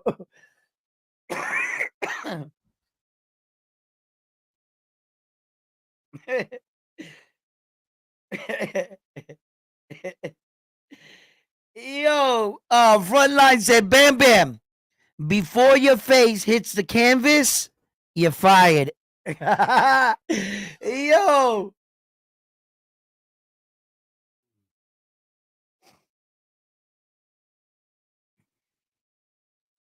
Ninth round, Armando the champion is very confident, coming out strong first, making his prediction first.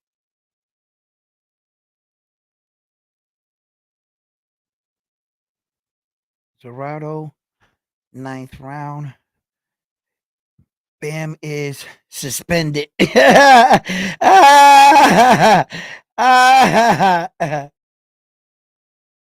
For PE use. Oh, ladies and gentlemen, breaking news. Bam Bam just popped dirty. Yo, listen, we asked Frontline in an interview what he feels about his fighter. Frontline said no comment. We're working on this. Baby got popped for PEs for the IBO interim. Yo, what accusation? Que escándalo.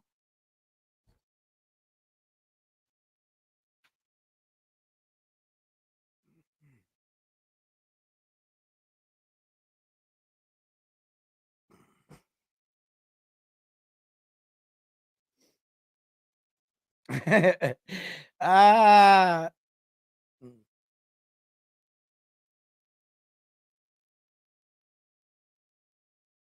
He said, I got the judges in my pocket. Yo! He's like the rapper, right? That he's like, yo, how'd you guys caught me? They play his rap tape. I shot D on 25th Street at 9 o'clock. It was a Tuesday night. I used my Glock. I brought it home. I put it under my bed. Hey, yo, are you telling us you got the judges in your pocket? You know what I mean? I paid them more.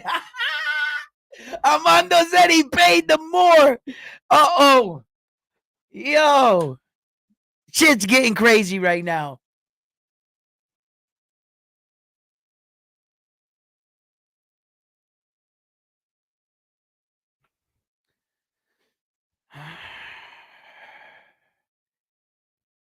I got Zorro here. Unanimous decision.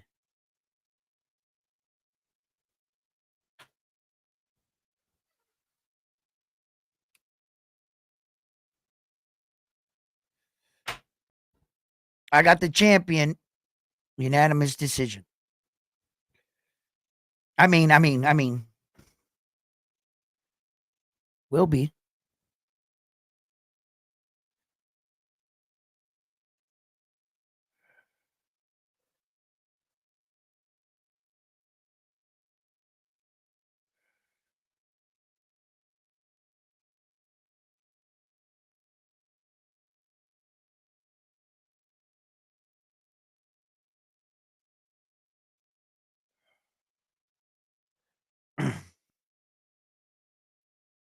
They don't. That's better. That's better. He looks better, like a more sweat.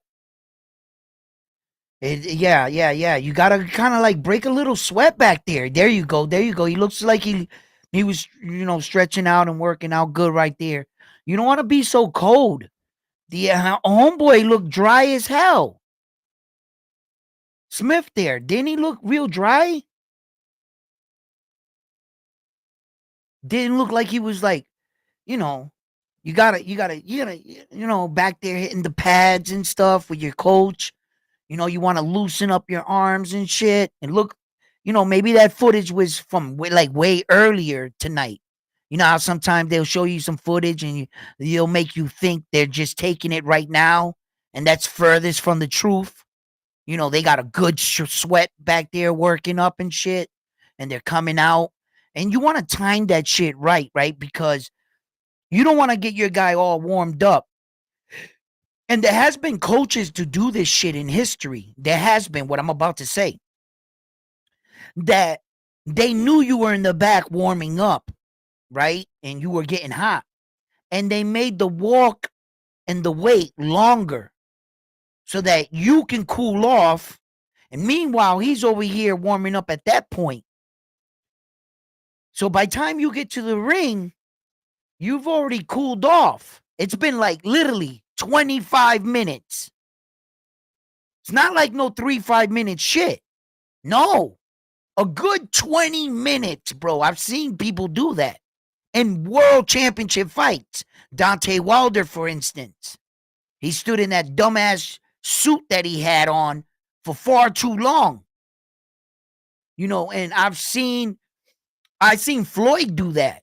I've seen a lot of fighters do that.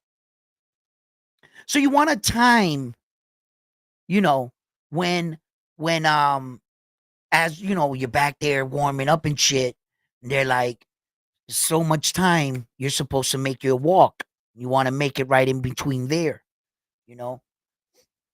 And we all know that that's key, because you don't want to be caught early in the fight cold. You haven't really warmed up or whatever. So we do that. We either get like on a treadmill back there, if we have one, or some jump rope, little mitts, and you'll do that 3 or 4 rounds with the mitts. You know, you don't want to do too much. You don't want to overdo it. So just right. You know, here's the champion, right?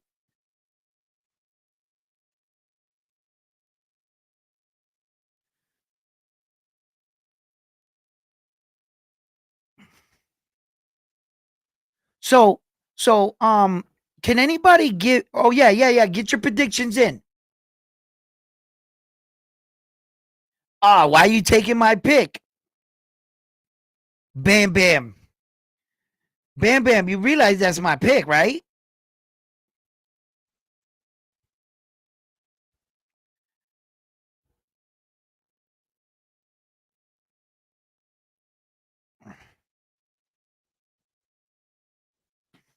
Zurdo.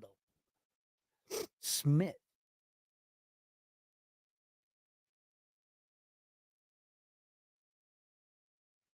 I think this British dude is going to sleep.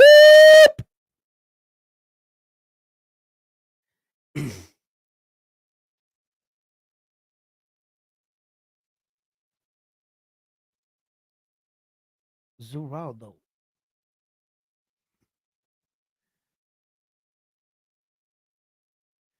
Carlos got him in the 8th.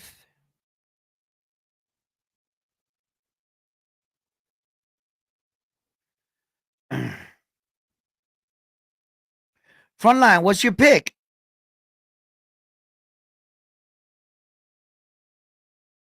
What's your pick, Frontline? Come on, get in, Frontline.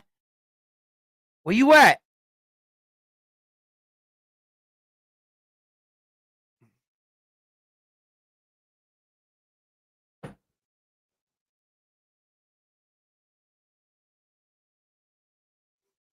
I'm about to change my pick because of Bam Bam. All right.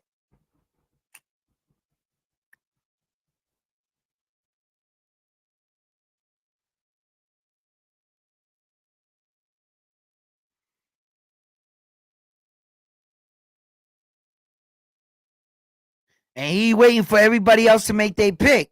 You know what I mean? Always the Trampizis. You know how promoters are, bro. I'm gonna say Armando got him the 9th. Carlos got him in the 8th. Bam Bam stole my pick, unanimous decision. I could say a split decision. You know what? That's exactly what I'm gonna do. Split decision. I'm picking split decision. Bam Bam got unanimous decision.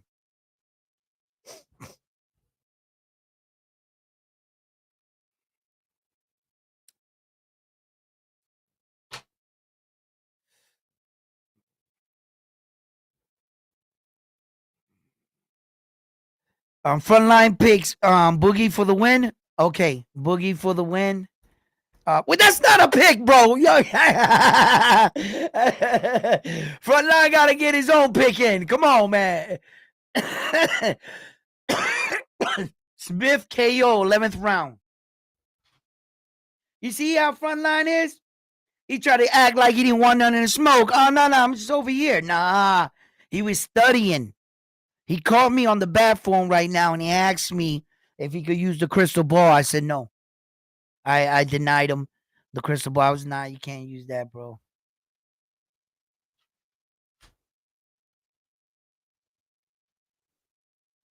Then he gave me a vanilla envelope filled with money. I was like, all right, go ahead.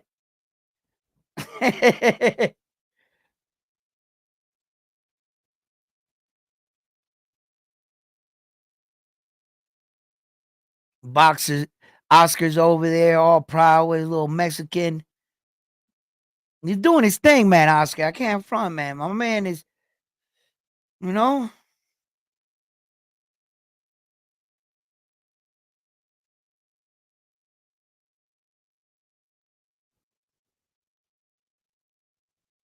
What do I need? What are those? Are those sunglasses you got there on? He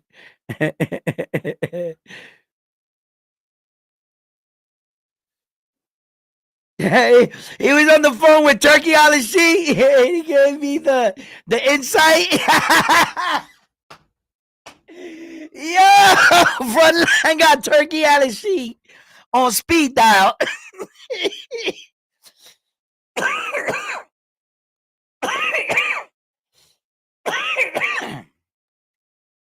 All right, hold on. Hold on. Whose belts are real and who belts is Flony Baloney's? God damn, I'm down at 112 pounds over here. Jeez. We were talking about some guys way down the totem pole, huh? All right, this has got to be about right here. Okay.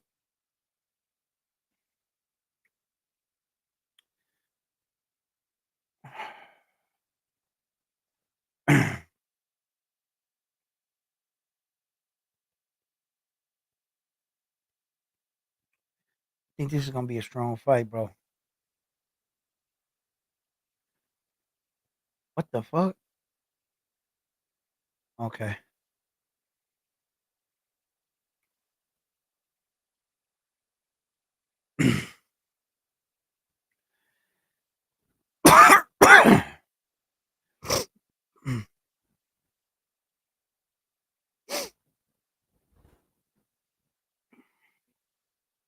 What's Michael Buffer saying over here, bro?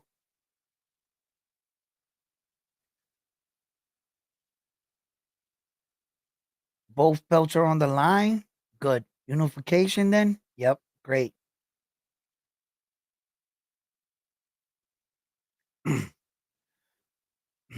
Winner walks away with everything. Good.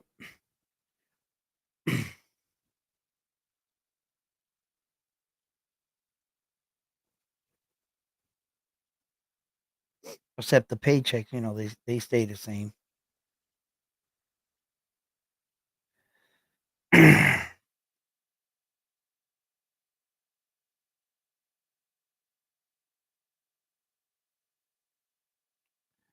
um, wait a minute. Wait 1 minute.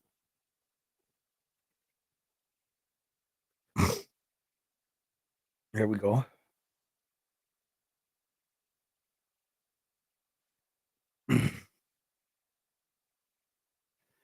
20 and 1, 46 and 1.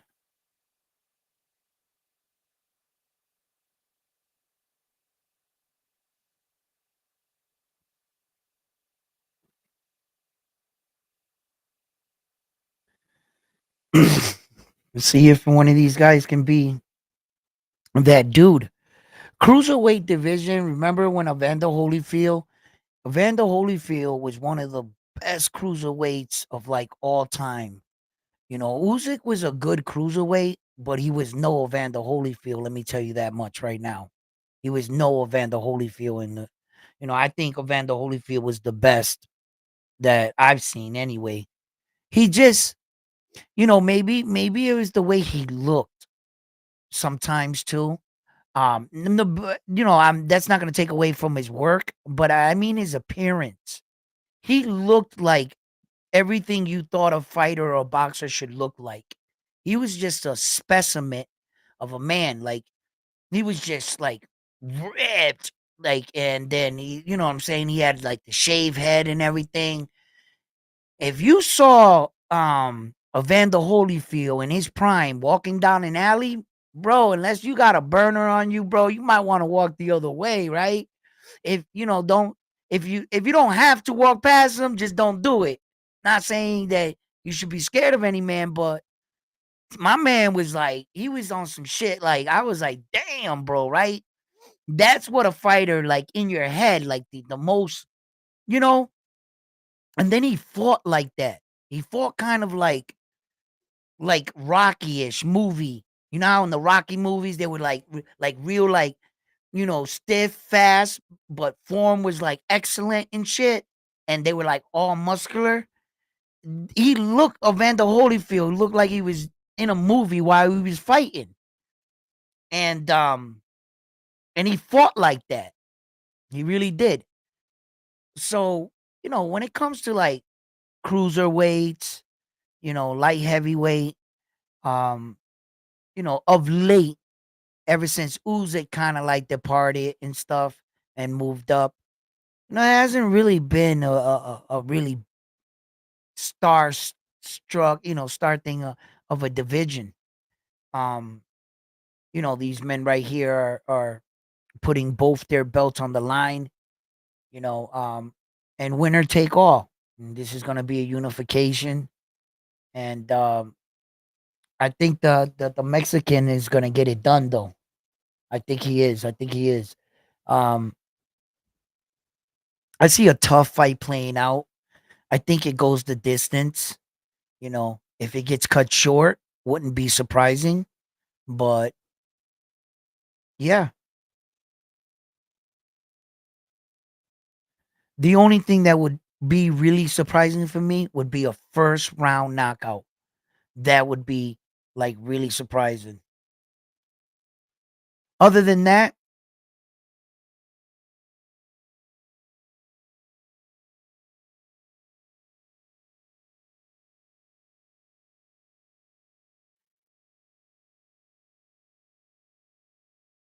that must suck, right?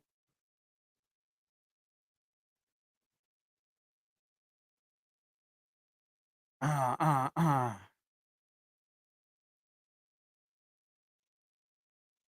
Wow. Mm.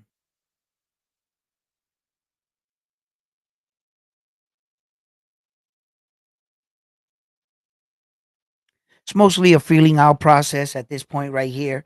Both fighters are just, feeling each other out, seeing, what they see in front of them, reading their opponent, seeing the intelligence of them, seeing if I shift that way, feint a little, see if I can get them reacting.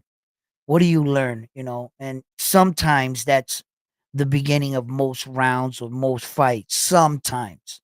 Sometimes fighters like to start faster, some more slow. It depends, on what information both fighters are downloading, so you can never really tell too early in the fight, you know, um, unless the guy's just full steam ahead and you're like, okay, he's just trying to knock him out, right? So, um, as the fight starts to unwind, we start to really look and find out what these fighters are trying to do. What are they looking for? What are they trying to capitalize on? And so forth. And we're going to see as this fight starts to unfold. Right now, Smith is circling out for the most part. Oh, nice, nice, nice. The Mexican took an awkward step there. He was trying to throw the jab, but he put himself in bad position. Smith moved in, intelligently because he saw that his feet were crossed like that. He ended up pulling his leg back and being like this. And he wasn't in the right positioning. Smith saw that right away, jumped on him. Yeah.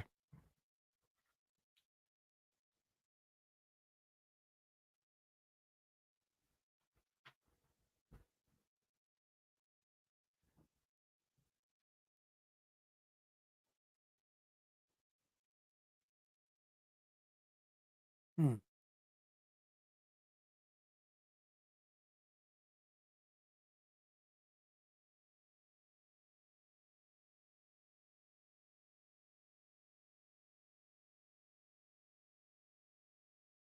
Good closing round. Uh, you know, both guys had their little.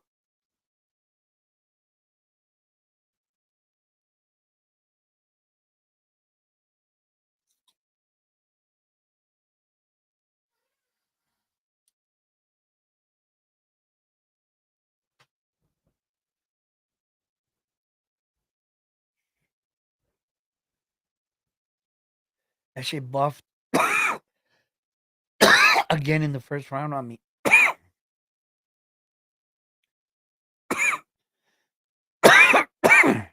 Good shit. Smith got some hard punches on him. He was out of positioning right there, and Smith hopped on him, man.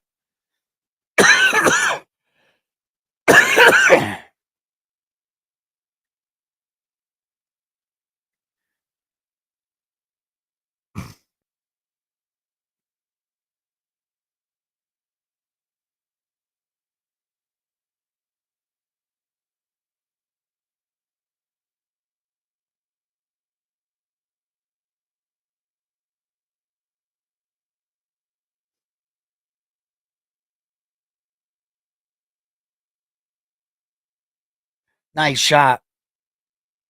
Not shot on the inside. He caught Smith coming in.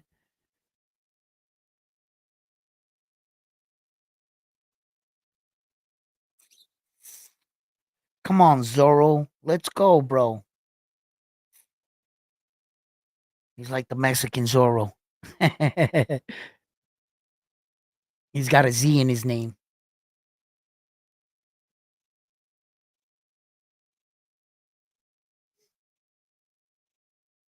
And since Zorro is Mexican, technically, right? Legend of Zorro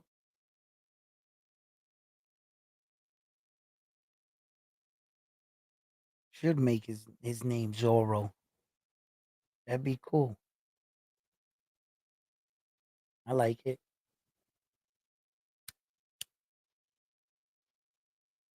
Nice, nice, nice. 1-2. He just tagged him. Smith comes back. He's starting to go forward. Both men exchanging. Both men clinching right now. Smith testing him with that sneaky left check hook. He's going backwards, but he's got his chin tucked away good. Zorro here. He's just stepping right now, circling to his right. And Smith's going out to his nice, nice. Good, good. Smith's is circling to his right now. Their legs get tripped up a little bit there. Good shot. Smith hit him with a shot. He answered right back. Woo! Ducked right underneath it. Good. I don't like his footwork, bro.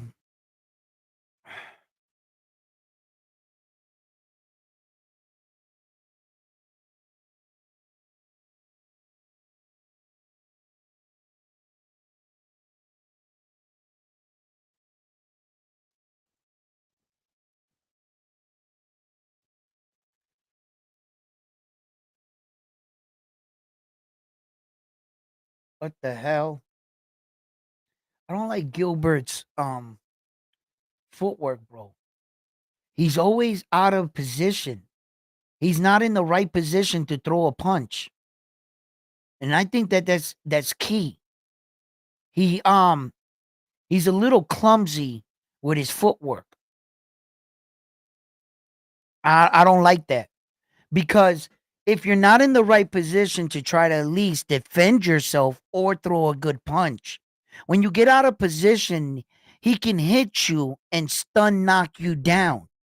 You'll be more susceptible to getting knocked down. Here's a test you can all do in your living room right now. And you're not going to break anything because I'm only asking you to stand up, right?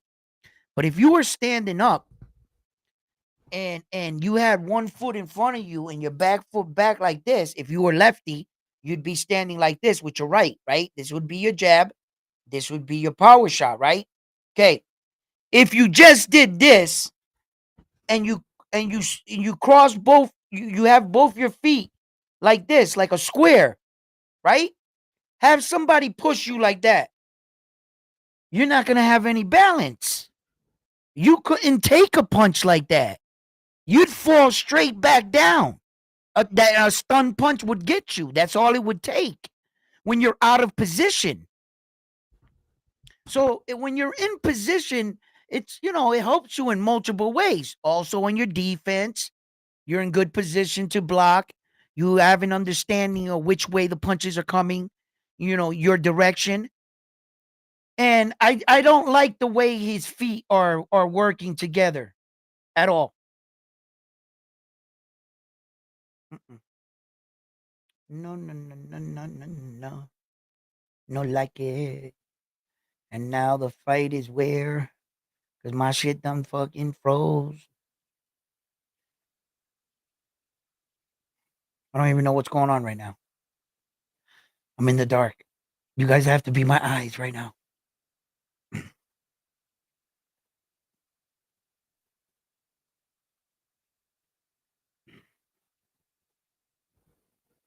This is incredible. Yo,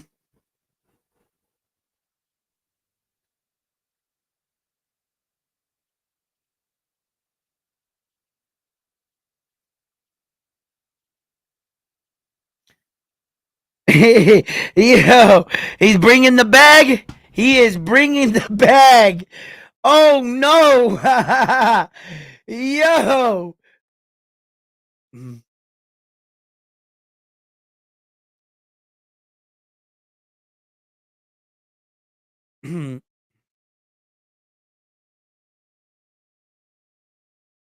Both fighters got to stay like, relaxed.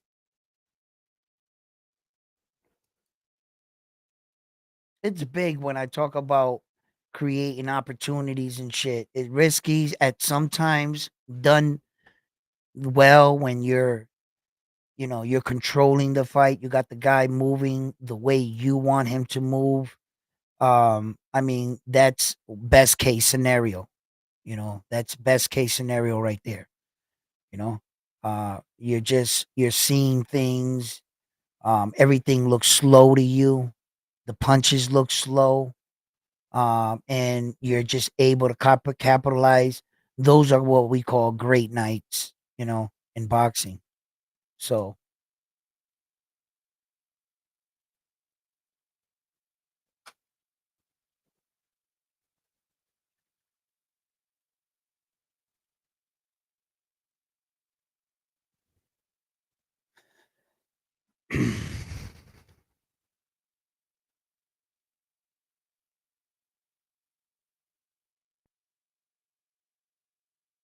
we got the UFC coming on tonight too, as well.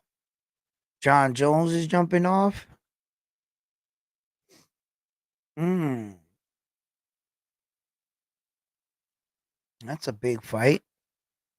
Steven Miocic.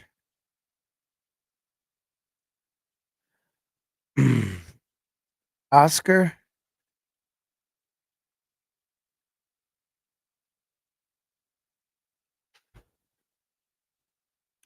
I.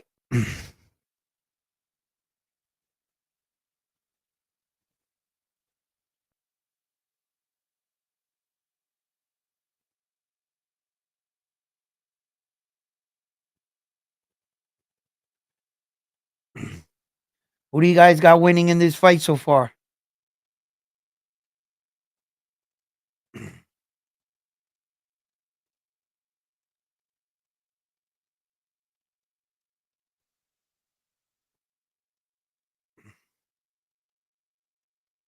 Oh, that shit is live right now.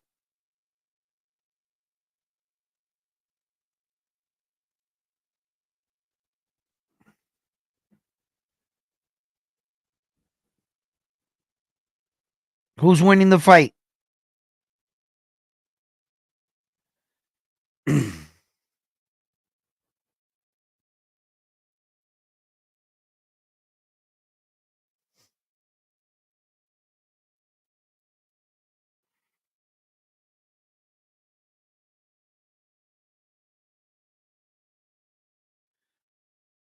1-1.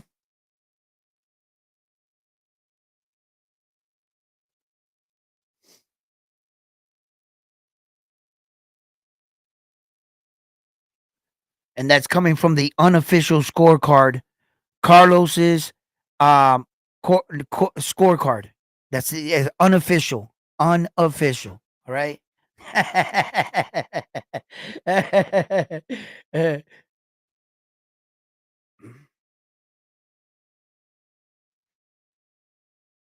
It's whose conditioning is going to last the most, and who will wilt under the other man's pressure typically.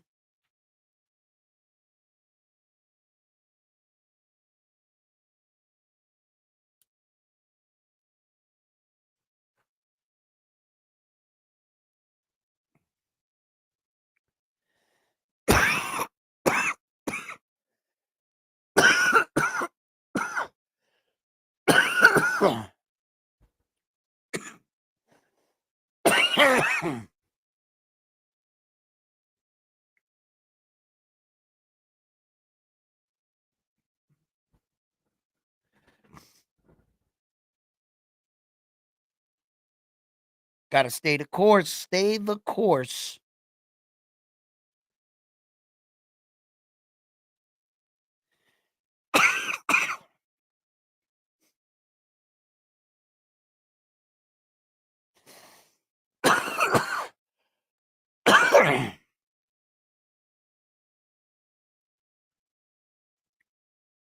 Wow. Uh-huh.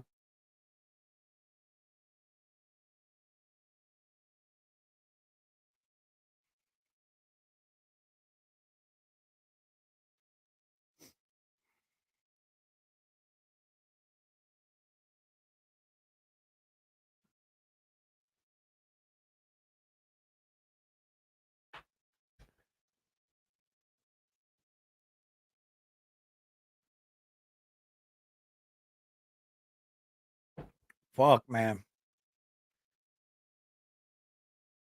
2-2 now.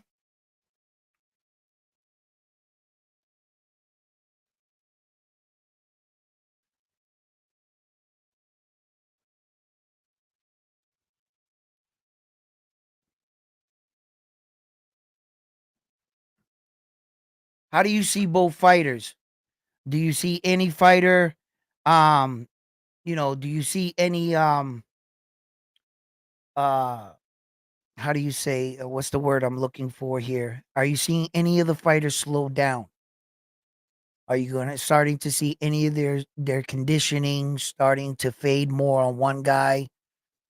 Um, are you starting to see one guy do particular things wrong over and over? Um, or are they changing it up enough to for the other guy don't get a beat on him? You don't always want to have these tails where in a fight you're going to the right, to the right, to the right, to the right. Shit, he's gonna throw a punch, you're gonna go to the right, you know? Sometime to the right, then to the left, to the left. Up, right, nope, I was going right, but I didn't. I'm going to the left, and then this time I'm just going this way. And some you don't um it's not like you got to do that all the time, every second of the round. You're going to be looking crazy. You're going to be looking like this, right?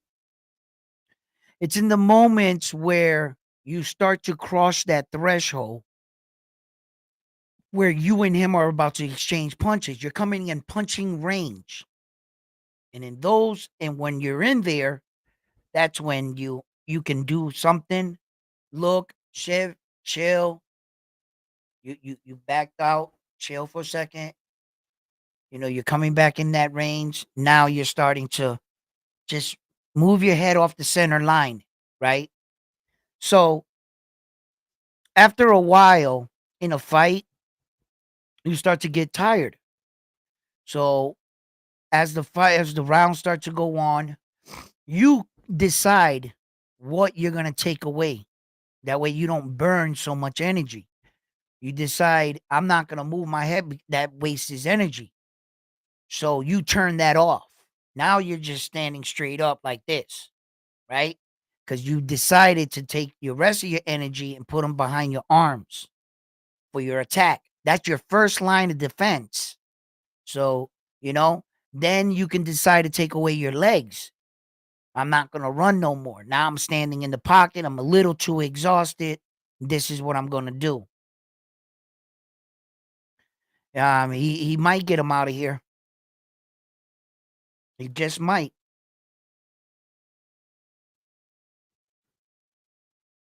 Who got him in the Armando got him in the ninth. I got the split decision. Bam Bam got unanimous decision. Carlos got the 8th round. And Frontline got the upset, with which we think it'll be an upset in our because Smith, he thinks Smith gonna win by 11th round knockout. So, but yes, absolutely. Uh,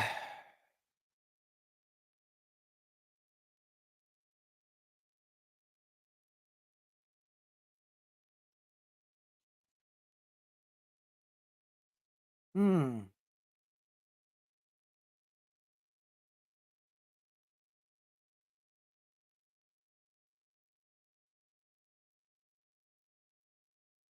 Hmm.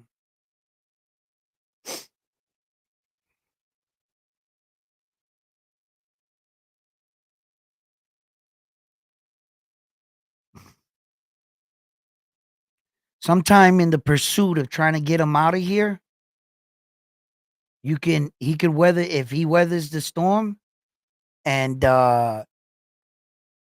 as they say, you shot your load, no diddy. Um, you don't ever want to put yourself in a situation in a fight where that you're so fatigued that you're vulnerable. Now you're so tired you can't even defend or protect yourself. Um, some fighters are so worried about that being in that situation that they end up losing the fight because they didn't kick it into another gear in fear of being gassed out or tired. And what cost them that fight. Um, but when you prepare well for a fight and you're conditioned and you're well trained and you know it and you believe in your training, um, it'll allow you to identify a situation where you tell yourself, I I'm not gun shy, but if I can, let me take a break and be right here because I want to get some of my energy up. Because some guys got had a guy hurt, and the guy went up in the high guard and they threw 15 punches, and they did nothing with them. And that guy shook that punch off. Now you know you you're over there like gassed out. You you you you empty the gun, and he's looking at you like, yeah, it's my time. So you don't want to be in that situation where you're so tired that the guy's punching you, you can't even pick up your arms to block it. You're like, we've seen that before. He's finding his rhythm.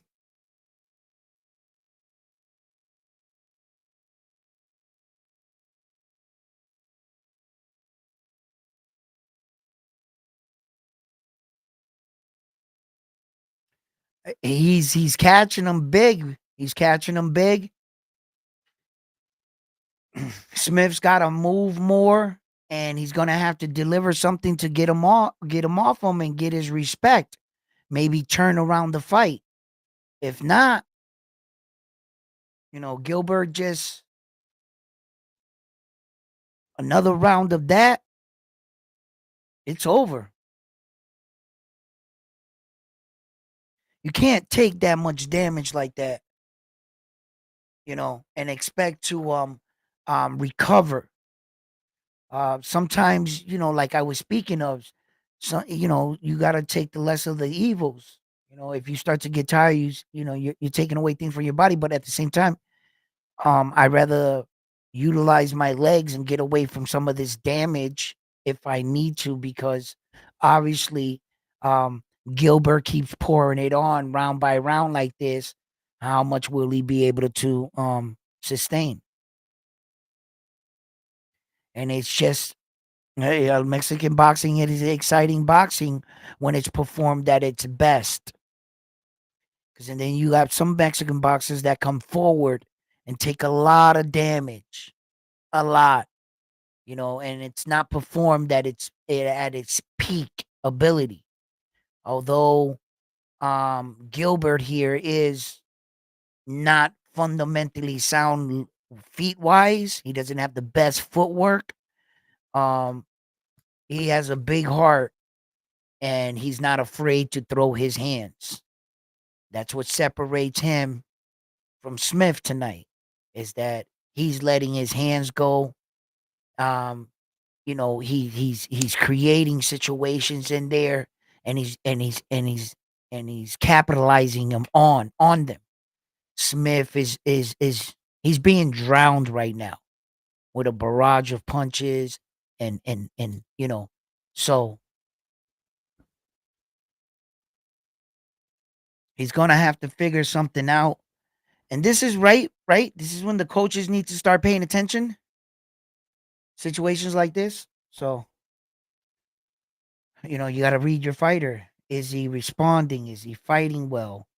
Is he hitting stronger? Is he still in the fight? You're gonna have to uh make a decision. If not, the referee will normally make the decision for you, you know. If the guy doesn't catch up to your chin, and he'll do it for you. But some of these guys are just too damn tough for themselves, you know. They don't even want to go stop the fight, you know.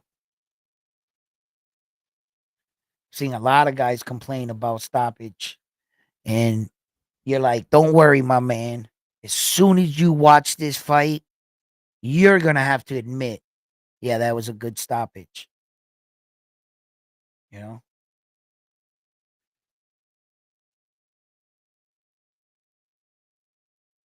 I mean, Smith is still in this fight. Of course he is. He's still going forward. You know, my man's going backwards, but he's hitting him with big shots when he's rolling out, and he's snapping that right. Smith, he's not gonna be able to take so much of that, but I don't know where you guys are in the fight. I'm in the seventh right now. I'm in the seventh round, and Smith is like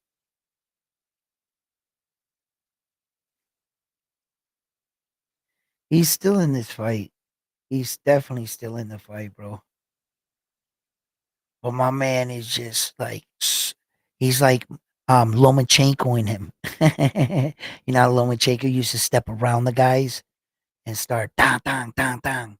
You know, if Lomachenko was a cruiserweight, that's what it would be look like. Like he's but a better footwork though, better footwork.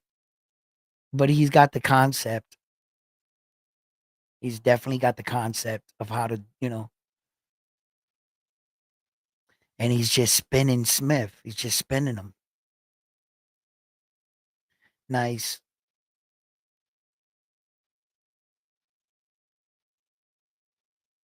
Stepping around him. Um, and I like when he punches his arms and everything. If you don't got a shot available, ooh, that was a good body shot. He felt that. Oh, Smith is hurt, bro. Oh, his eye is cut. Oh, good body shot. Oh, he's leaking. Oh, good body shot over the top. Yeah. Oh. Smith responds back and he gives him a body shot at the closing seconds of the round. And it felt like Gilbert felt that body shot though, but his eye, yeah, that was deemed by a punch, I think. And like I said, I can't hear the fight, but that was let me see, good body shot. He dug into that. Oh, by this point, he was already cut. He was already cut. Oh, there it is. Oh, was it a headbutt at the end? No. Oh, right there. That was a punch. That was a punch. That needs to be awarded as a punch. There it is. Clear as day. That cut was a punch.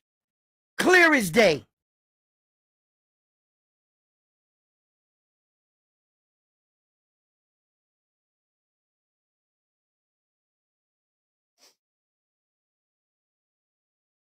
What's this? The eighth round? Carlos has the eighth round. Carlos, here's your moment.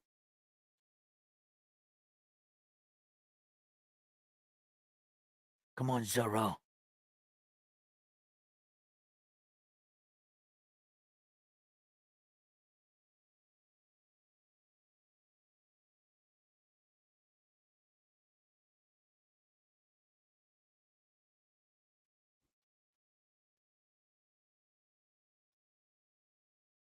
Nice, nice. Good. He stepped inside. Good uppercut on the inside. And he steps around him. He circles, steps around him. Smith comes in. Both of them have the most exciting footwork. Neither of the guys. Um, but at least Smith's, he walks and steps. He's not good body work. He's stalking him right now. The Mexican is circling out. I don't like how he uses his back foot, but he definitely has the good concept of spinning. He's got that down.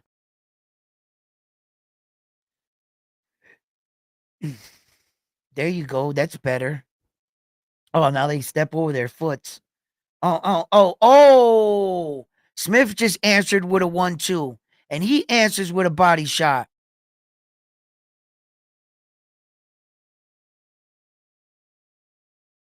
Smith can crack too, bro. He's a world champion. He is a world champion. Oh, nice. Oh, the Mexican's finding his range. Oh my God.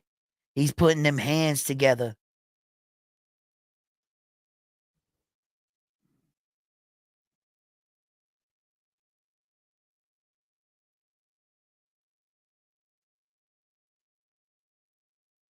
Ooh, ooh. Just gotta time him. Gotta time him, bro. Nice. Smith got the concept right there. Smith got to wait for the Mexicans to try to throw a punch and sneak one in the inside. Whoa, whoa, whoa, whoa, whoa, whoa, whoa, whoa, whoa. Little exhaustion there, Smith. Little. Ooh, ooh, ooh, ooh. The British guy is holding his own. He really is. He's a tough dude, Smith. He's still in this fight. Anything can happen in this fight. Smith is exhausted, but both men are tired by now. You know,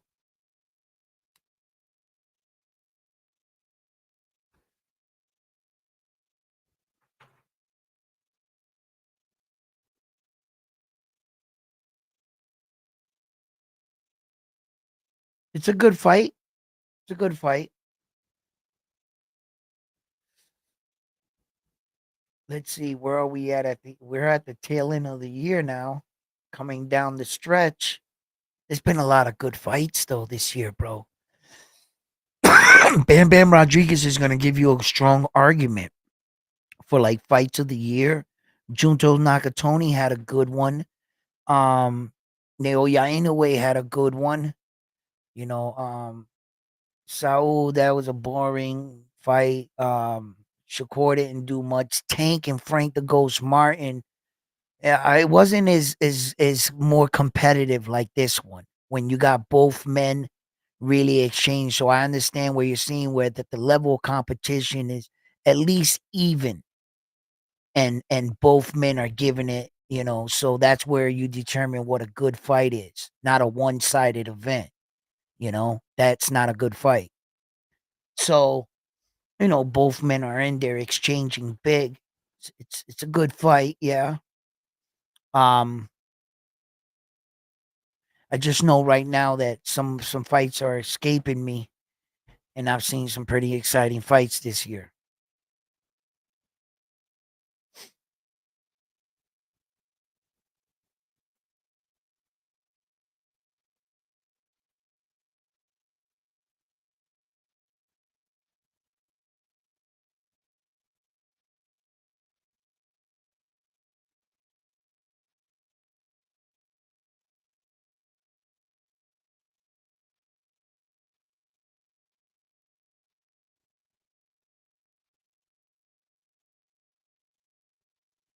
My man Carlos said, "Nah, we got to call him out on that one. He's being a little delusional. He might be sipping the margaritas a little too much. Might want to put him down right now." He did put the word low key, so I didn't take him so serious. You know what I mean? He said he defended himself when he used the word low key, like it might shape there, but it had a little ways to go.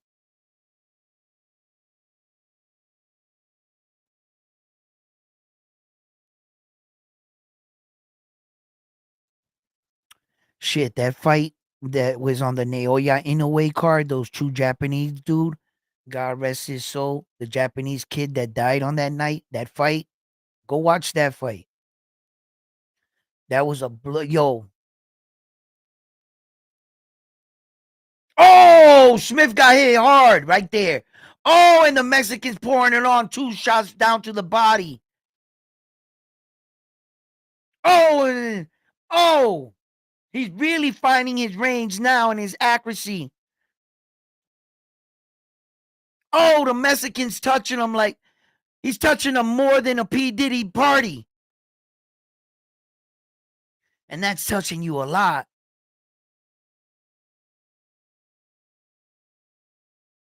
Ooh, and here comes Smith with some punches of his own. Smith said, "Don't count me out, homie." Oh, Smith coming back. Smith said, "Don't count out the Brits. We're here to stay." Uh-uh. Good round, good round, good round. Good round. A little back and forth there.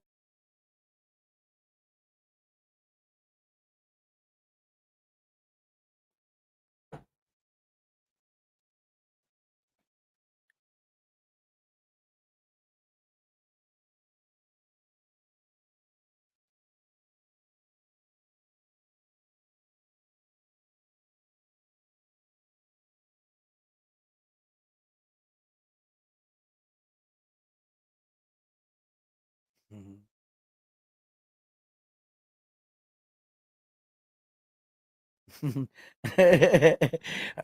Another said, "Don't hate me, cause you ain't me."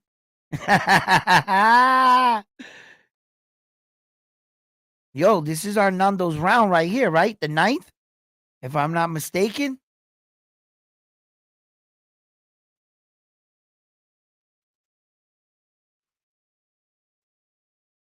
Oh, this is the 10th. Oh, your round is gone, baby. This is championship rounds right here. Well, that's where I'm at.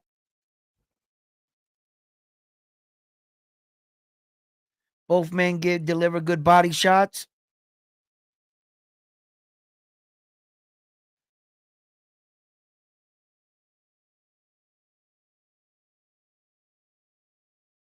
Mm-mm.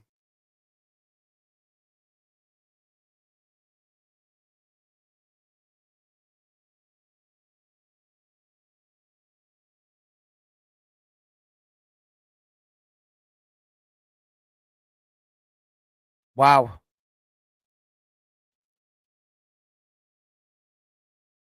This has got to be grueling and exhausting having these guys like put their weight on you and shit, right? And it's gonna see who trained more in the gym, who is really running that extra mile. Oh, nice! He waited, timed him with that. Mexican timed him with a nice 1-2 straight down. Oh, he's snapping my man's head back. Smith. Gilbert circles out, and Smith is relentless. He's right there to answer back with a few punches of his own. Gilbert circles out again. He keeps spinning him, which is good. And Smith just stalks him, coming forward like a zombie, kind of. So Gilbert's being patient and he's taking his breaks when he needs to. If Smith's going to give it to him, he's going to take him. Now, Smith right now has him against the rope, applying some pressure, but really did nothing. Okay. Now, the Mexican recenters, Smith resets. Good work right there. Good defensive work, evading work by Gilbert. Smith has him pressured against the ropes. And both men are tired, but they're alert. They know what's going on in there. They're doing what I said. You know, they're starting to turn off certain things to focus it to close the fight. Smith caught him with a nice 1-2. Gilbert responds right back. Nice 1-2 down the pike.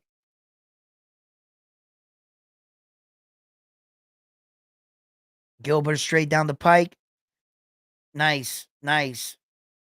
Oh, nice. Good, good. They tie up in the middle in the center of the ring. The referee breaks them up and back to their corner. Well,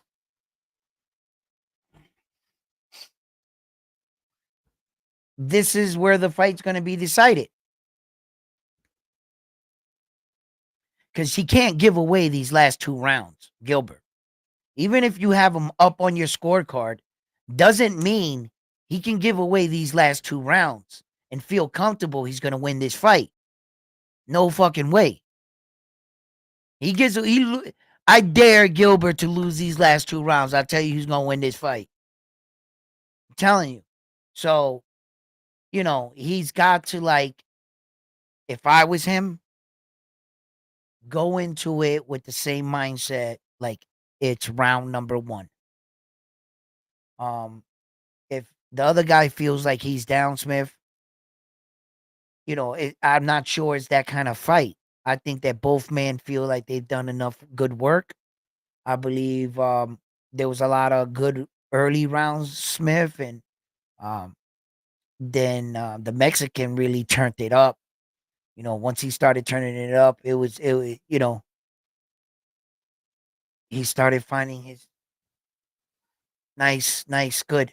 He started finding his range a little bit and stuff, and it's just subtle things that these guys are doing inside of the ring. These rounds are important right here. They're important. Trust me.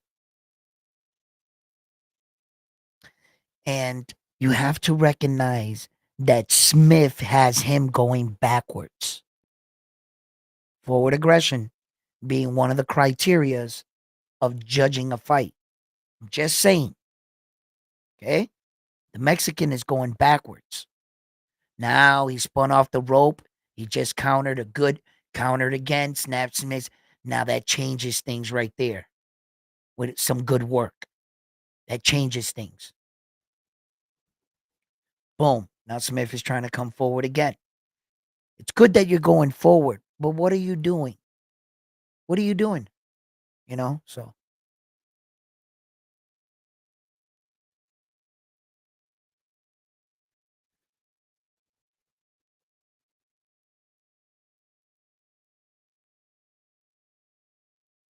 nice, nice, nice. Man, he's working that eye, man. I tell you that, Mario, right now. He landed like 4 or 5 shots consecutively on that eye, on that left eye. Bang. That left hook too. Just caught him. And all I see is Smith's head going like this. That's it.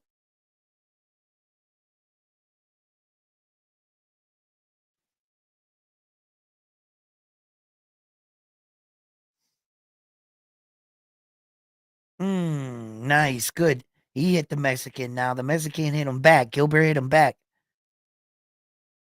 Good back and forth right now. Good action. Good action.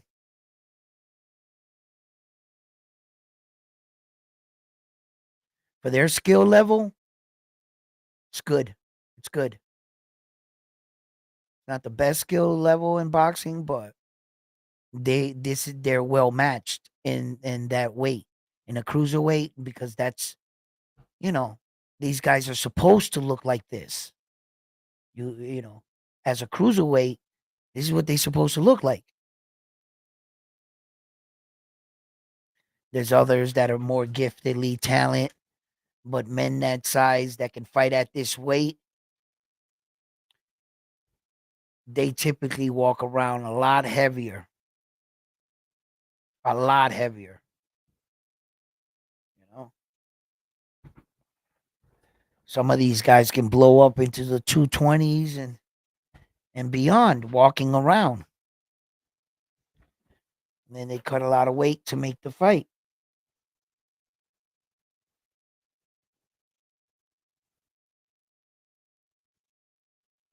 Nah,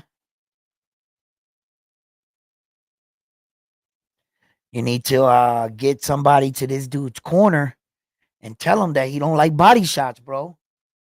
Because that's something your corner's gotta be watching the fight. And we talk about that, right? Adjustments. Your corner being able to tell you, and then you as a fighter and your corner working as one, not arguing with each other.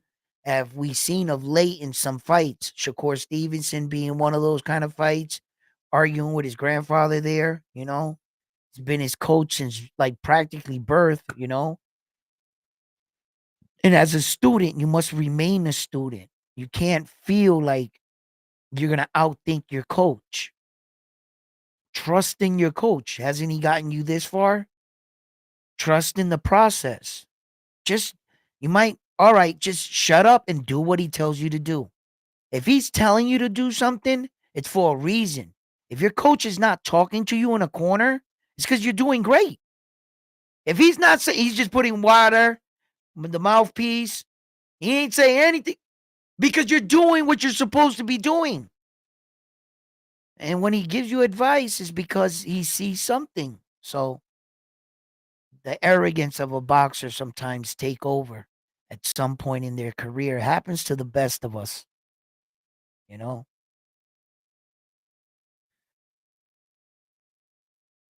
Good fight right here, good action. I mean, Gilbert is really there you go. Like I said, these are the championship rounds. You got to show that you want these fights and that you want to be here, like for real. Like, mm, mm, mm. Nice, Gilbert. He's got him up in the corner right now. And Smith is really wearing it right now, but he's not a beaten fighter. He's not there yet. He can fight here. I know fighters that embrace this right here. They're comfortable here. It might look bad, but now it's getting worse.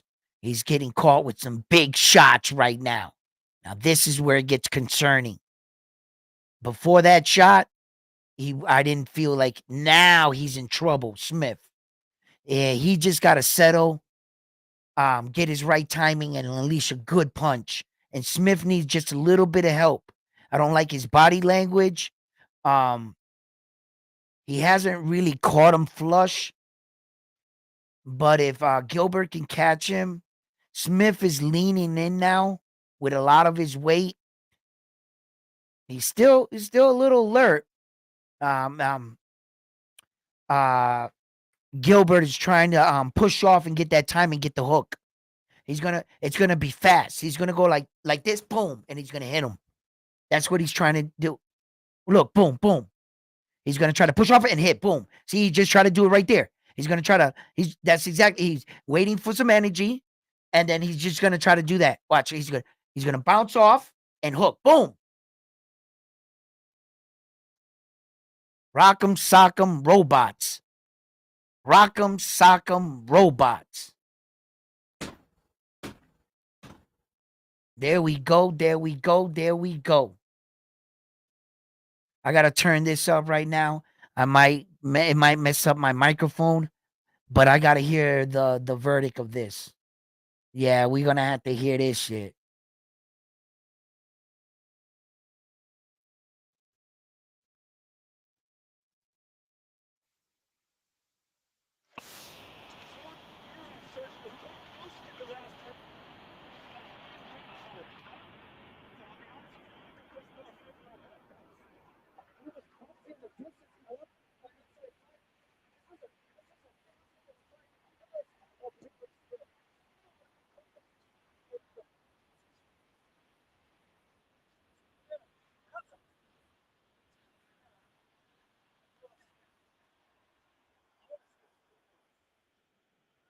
Oh, he already wants to see the fight because he was lost. Because he knows he lost. Where's my? All right, we all know this is between Edwin and Bam Bam right now. This came down.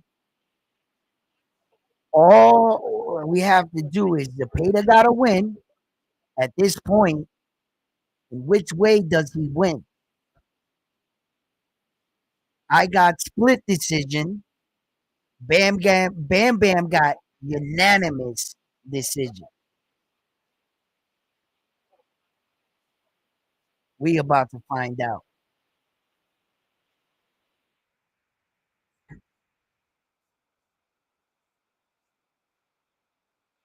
We about to find out.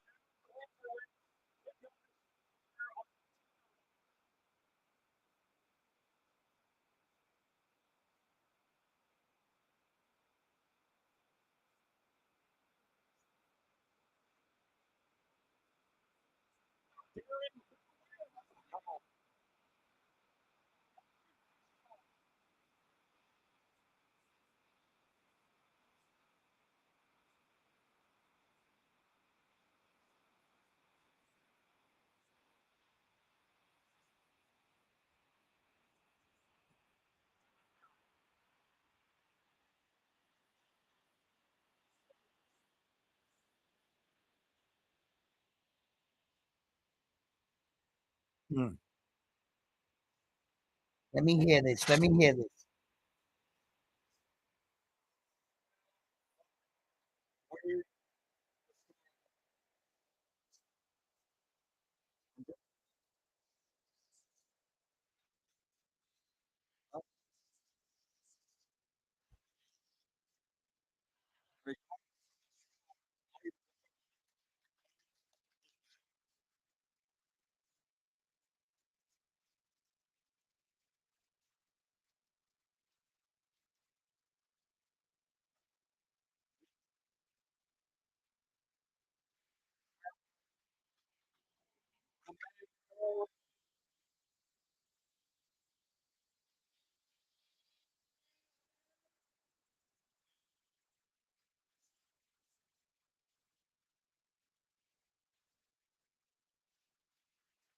Split decision, majority decision, what?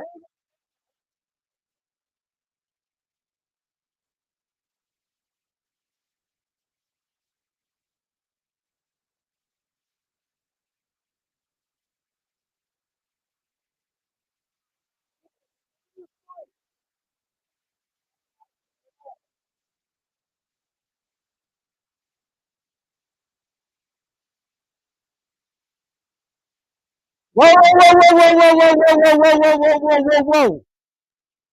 What was it? I won too.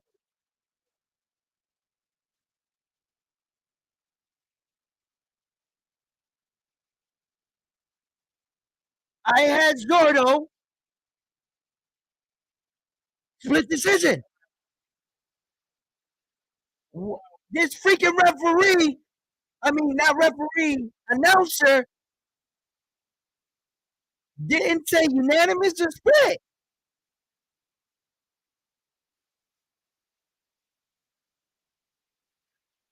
Nah, nah, nah. Frontline and Armando don't get to pick the decision. I need to wait.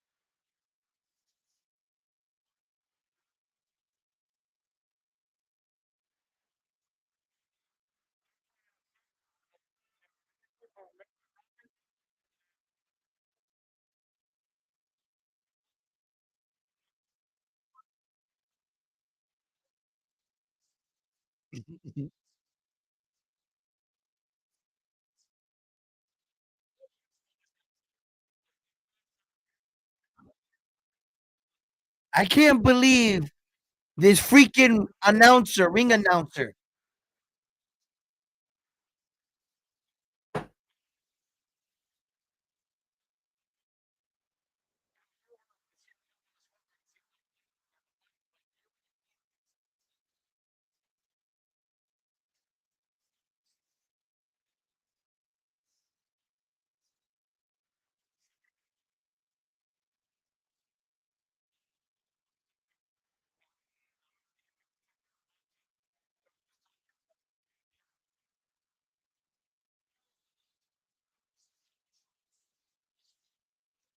I can't believe this.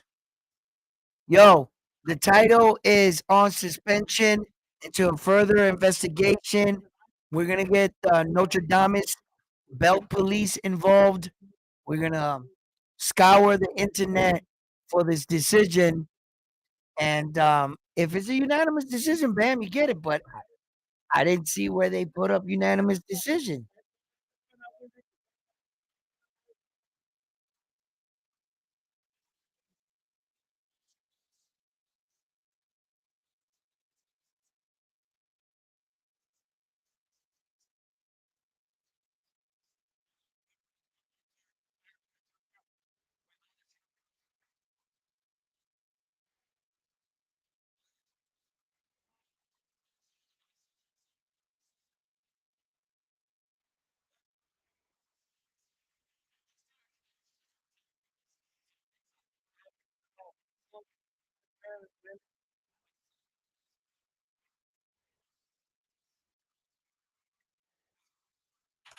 All right, listen,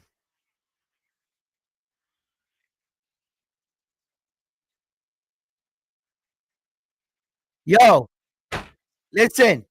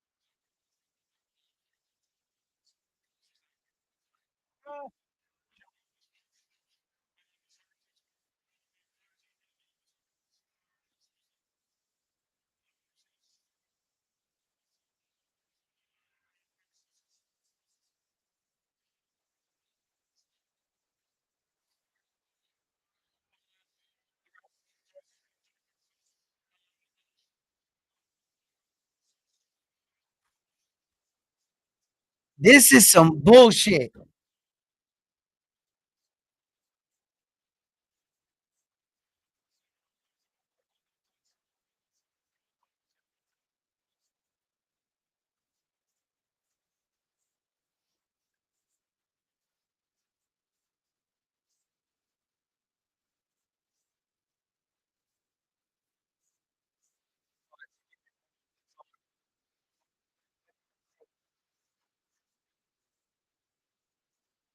Unbelievable. What's up, Rob? How you doing, my brother?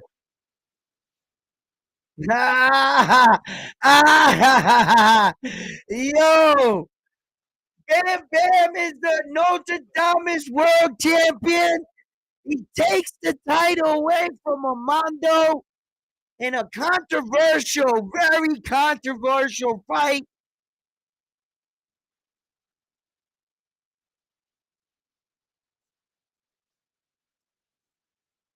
I never heard them say unify. I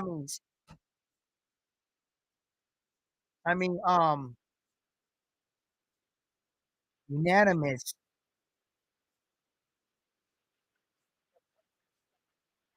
Because technically, I think I won this belt, okay? But apparently, there's some corruption here at Round One Sports Talk, and there's a triangle between Armando, Bam Bam, and Frontline. All right, and they got this conspiracy, and I'm gonna have to call some lawyers. So if you guys know any phone numbers, put that up right there. All right. Yo, listen. All right, Bam. I'm gonna have to give you this one. I'm gonna have to give you this one. Wait.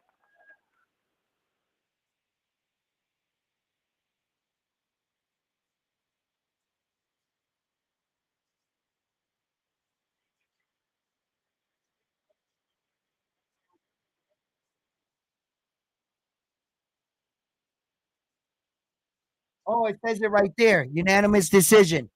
All right, Armando, you are officially, Bam Bam, you are officially the Notre Dame world champion of the world. Give it a round of applause. I saw it. It said unanimous decision right there. I saw it because it just showed the Arnold Barboza and it says split decision SD. So you won for now. You skated by on a victory right now, Bam Bam. Good for you, but don't get comfortable because we have a lot of boxing coming, and I don't think you're gonna have the belt for very long. As the months lead and we go ahead into the new year, we're gonna have a lot more people making their prediction and coming after your belt. So if you think the pressure is hot now, just wait. Here at Round One Sports Talk, join us as we call these fights and see if you have what it takes to walk away with the prestigious Notre Dame World Championship tonight. Bam Bam won the the belt. He's the champion. Now he has the target on his back. Now Frontline, Armando, you know, now the competition starts. So tune in next time. It was an amazing night of boxing. We got a unified world champion at cruiserweight. Congratulations, Gilberto and Collazo became unified as well. Congratulations to Puerto Rico. They have two belts, at the 105 weight division. And Collazo, with being such a young fighter, let's not remember his record, Collazo's record, boxing record. Just to bring that up, what he's actually doing with only that many fights should be noted. Should people should take notice what he's doing. Pretty soon, he'll, yo, just wait. I'm not gonna put the cart before the horse, but absolutely 100%. Congratulations for Puerto Rico. He is definitely in the trajectory of what legends are made of for their country in Puerto Rico. Our toughest, best champion of Puerto Rico has four weight division, Miguel Cotto. There has been a lot of Puerto Rican fighters that did remarkable stuff in one single division or maintain one belt for a very long time. Yes, you have a lot of world champions. So yeah, he's definitely making a statement for Puerto Rico. So yeah, there was a lot of great fights tonight, a lot of blood shed, and I'm about to take a break. I want to tune into the UFC for a little bit. I think there's some more boxing. So let me know in the comments if you guys want to watch the rest of this UFC stuff as well. I was watching a little bit of that and going back and forth, and I think that starts at 7:30 or something. 7, it should switch off. I just watching on my ESPN app. I think I might have stopped watching or something. It might have cut off. Yeah.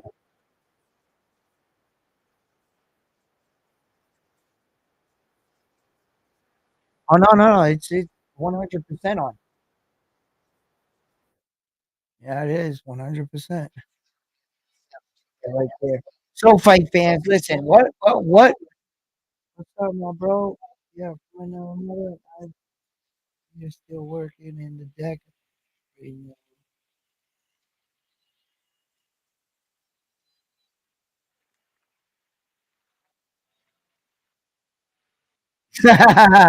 What's up, Rob? Man, how you doing, brother?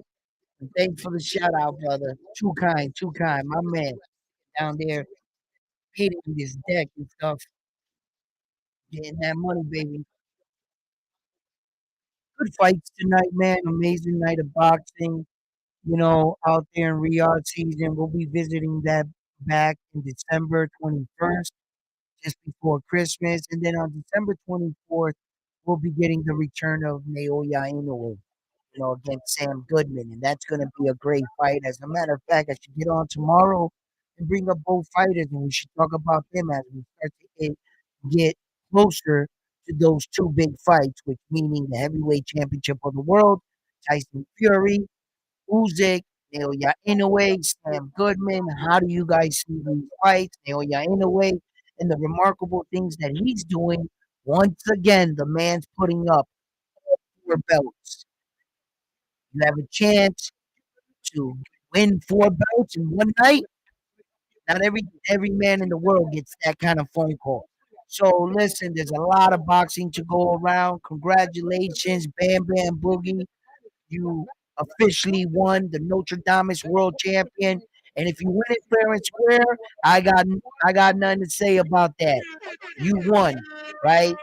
But all that Don't worry, you don't have to fact check that. Just take my word for it. Nah, we can't do that, Bam. All right, listen, fight fans. Love yourselves. Love you guys. Be safe out there. And like always, give this video a thumbs up. If you haven't already, subscribe to the channel. It's a very safe channel where I built a boxing channel where you can come on and share, what's on your mind. And we're not gonna, try to Oh, what am I doing here? Pressing too many buttons. That's what I'm doing. We're not gonna try to like get all over you or whatever.